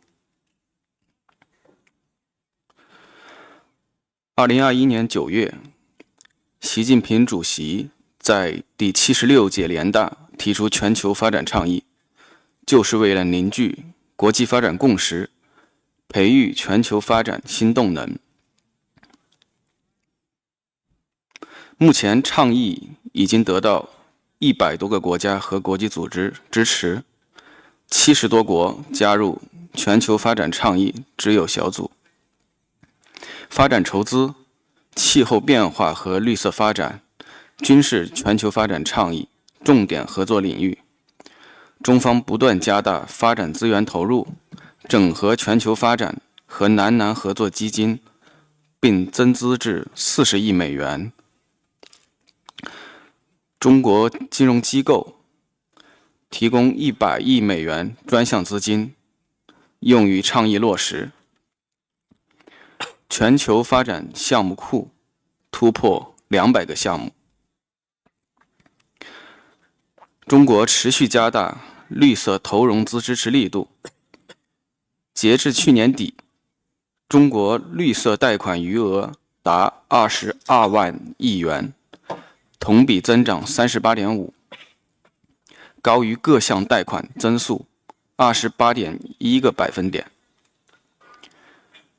中方推动多家中外金融机构共同发起“一带一路”绿色投资原则，参与机构持有或管理资产总额超42万亿美元，成为共建国家绿色资金的重要提供方。女士们、先生们，缩小可持续融资缺口，要坚持共同行动。发达国家应切实兑现官方发展援助、气候融资等方面承诺，向发展中国家提供资金支持，发挥引导和杠杆作用。发展中国家应加强南合作，增强自主贡献能力。多边金融机构、私营部门、社会组织等应充分发挥作用，支持发展中国家筹资。是要坚持真正的多边主义，支持联合国发挥统筹协调作用，积极响应联合国秘书长可持续发展目标刺激计划等倡议。应推动多边金融机构改革，提升新兴市场国家和发展中国家代表性和发言权。是要优化资金使用效率，重点将发展资金投向减贫、基础设施、卫生、教育等对发展中国家民生及发展影响最大的领域，充分发挥公共投资对社会和私人资本的吸引撬动作用，创新可持续融资机制。中方注意到秘书处提出缩小可持续融资缺口的10条行动原则，有关内容只是秘书处研究团队的建议，不是各方共识，未经成员国讨论，不具代表性，也不是要求成员国落实的行动原则。同时，有关建议应客观平衡，避免选择性。联合国第3次发展筹资问题国际会议通过了亚的斯亚贝巴行动倡议，今年还举行了联合国2023年发展筹资论坛、联大发展筹资高级别对话会。当前的重点是推进具体落实，并产生实际效果。谢谢。Thank you very much, distinguished delegate from China. May I now invite the distinguished delegate from Russian Federation.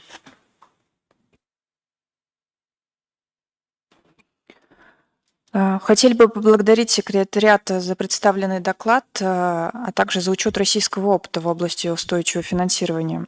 Учитывая неудовлетворительную ситуацию с достижением целей устойчивого развития в мире в целом и в Азиатско-Тихоокеанском регионе в частности, как никогда важно формировать благоприятные условия и разрабатывать подходящие инструментарии, чтобы стимулировать финансовые потоки для реализации соответствующих национальных стратегий и планов.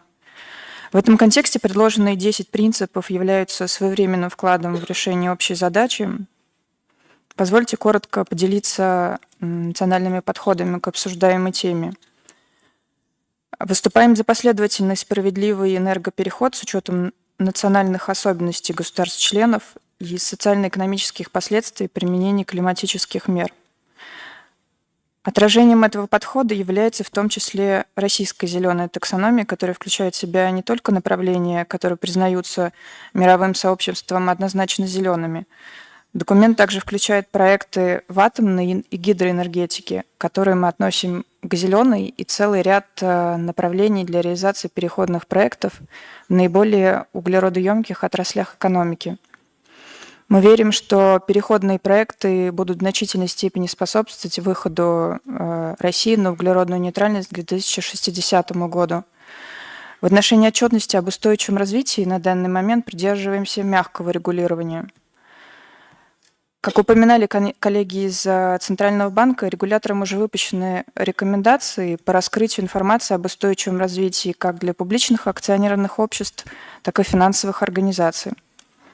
Сейчас в разработке методические рекомендации, которые будут охватывать всех участников рынка. При этом уже выпущенные и разрабатываемые документы гармонизированы с передовыми международными рекомендациями и стандартами. Считаем, что развитие рынка углеродных единиц может стать эффективной экономической моделью для снижения выбросов и стимулирования инвестиций в зеленые проекты на рыночных принципах.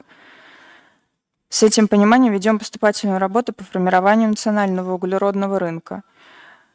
Так, в 2022 году запущена система реализации добровольных проектов в области митигации, адаптации и обращения углеродных единиц. В стадии реализации эксперимент по квотированию выбросов парниковых газов на территории одного из регионов на Дальнем Востоке Сахалинской области. Эксперимент предусматривает достижение регионом углеродной нейтральности к 2025 году. Придаем большое значение переговорным процессам по сближению подходов к устойчивому финансированию, в том числе на региональном и субрегиональном уровнях. Хотели бы отметить в этой связи модельную зеленую таксономию стран-членов Евразийского экономического союза. Выступаем за вывод зеленых финансовых потоков из-под односторонних ограничительных мер. Убеждены, что торговые инвестиционные барьеры и санкции препятствуют реализации целей Парижского соглашения, негативно влияют на устойчивые производственные цепочки, ограничивая доступ к передовым низкоэмиссионным технологиям. В заключении оцениваем взаимодействие с секретариатом с момента предыдущего заседания комитета высоко по тематике устойчивого финансирования. Готовы и в дальнейшем оказывать содействие комиссии в наращивании работы с заинтересованными государственными членами в области совершенствования их национальной финансовой политики, направленной на достижение целей устойчивого развития и целей Парижского соглашения, в том числе приглашать к участию в тематических дискуссиях профильных экспертов и проводить параллельные мероприятия на полях событий ESCAP. Спасибо.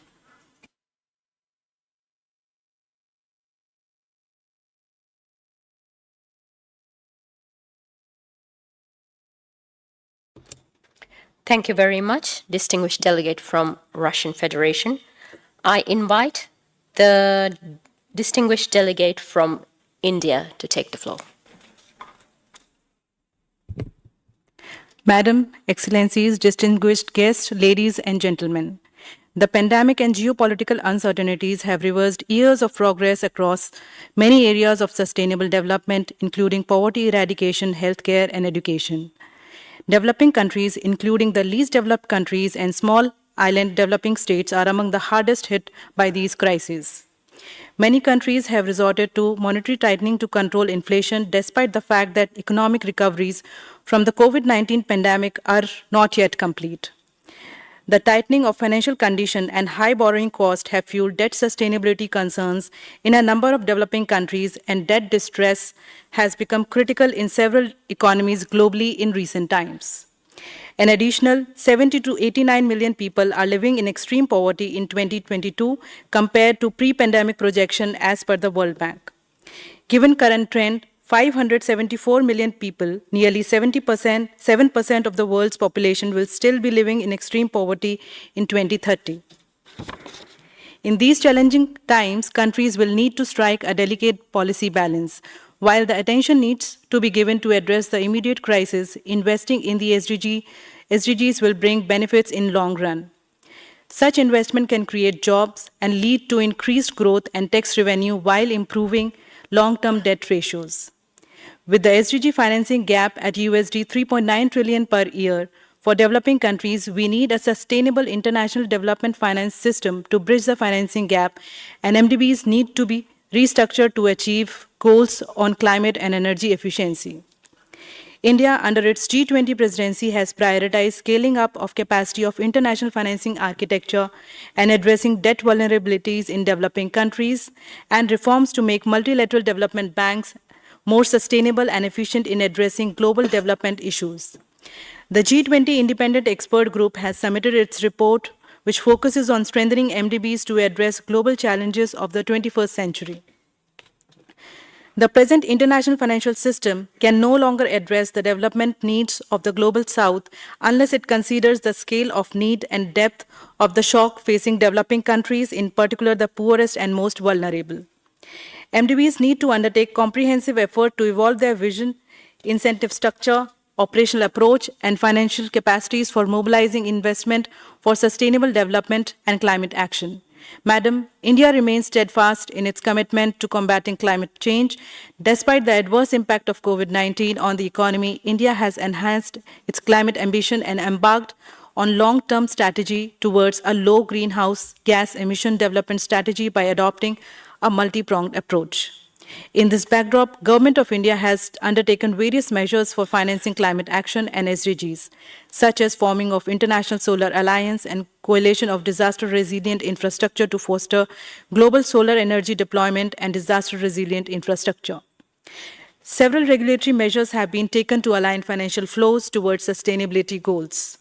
India has also set up social stock exchange to enable non-profit organizations and for-profit organizations to raise funds towards projects that demonstrate social impact.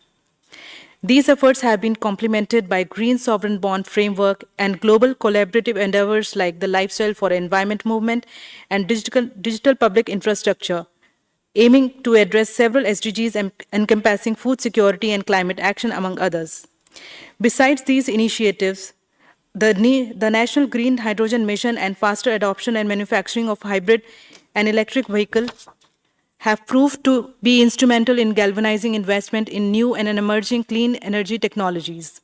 Madam, as a partner from the Global South, India believes in the strength of regional cooperation as means to address challenges being faced in the implementation of 2030 Agenda for Sustainable Development, and reaffirms its commitment for working towards achievement of this shared goal of sustainable, balanced, and inclusive growth to ensure that no one is left behind. Thank you. Thank you very much, distinguished delegate from India. Are there any other governments who wish to speak before I open the floor to designated representatives of UN bodies and specialized agencies and intergovernmental organizations?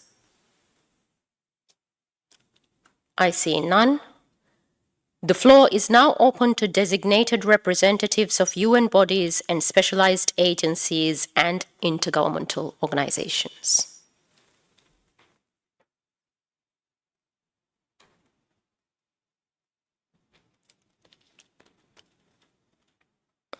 I see none. Are there any other entities who wish to speak? None. So thank you very much. And this concludes our discussion on agenda item 3. And with this, we adjourn our meeting for today. We will reconvene tomorrow at 10 o'clock in this meeting room. Thank you very much and have a good evening.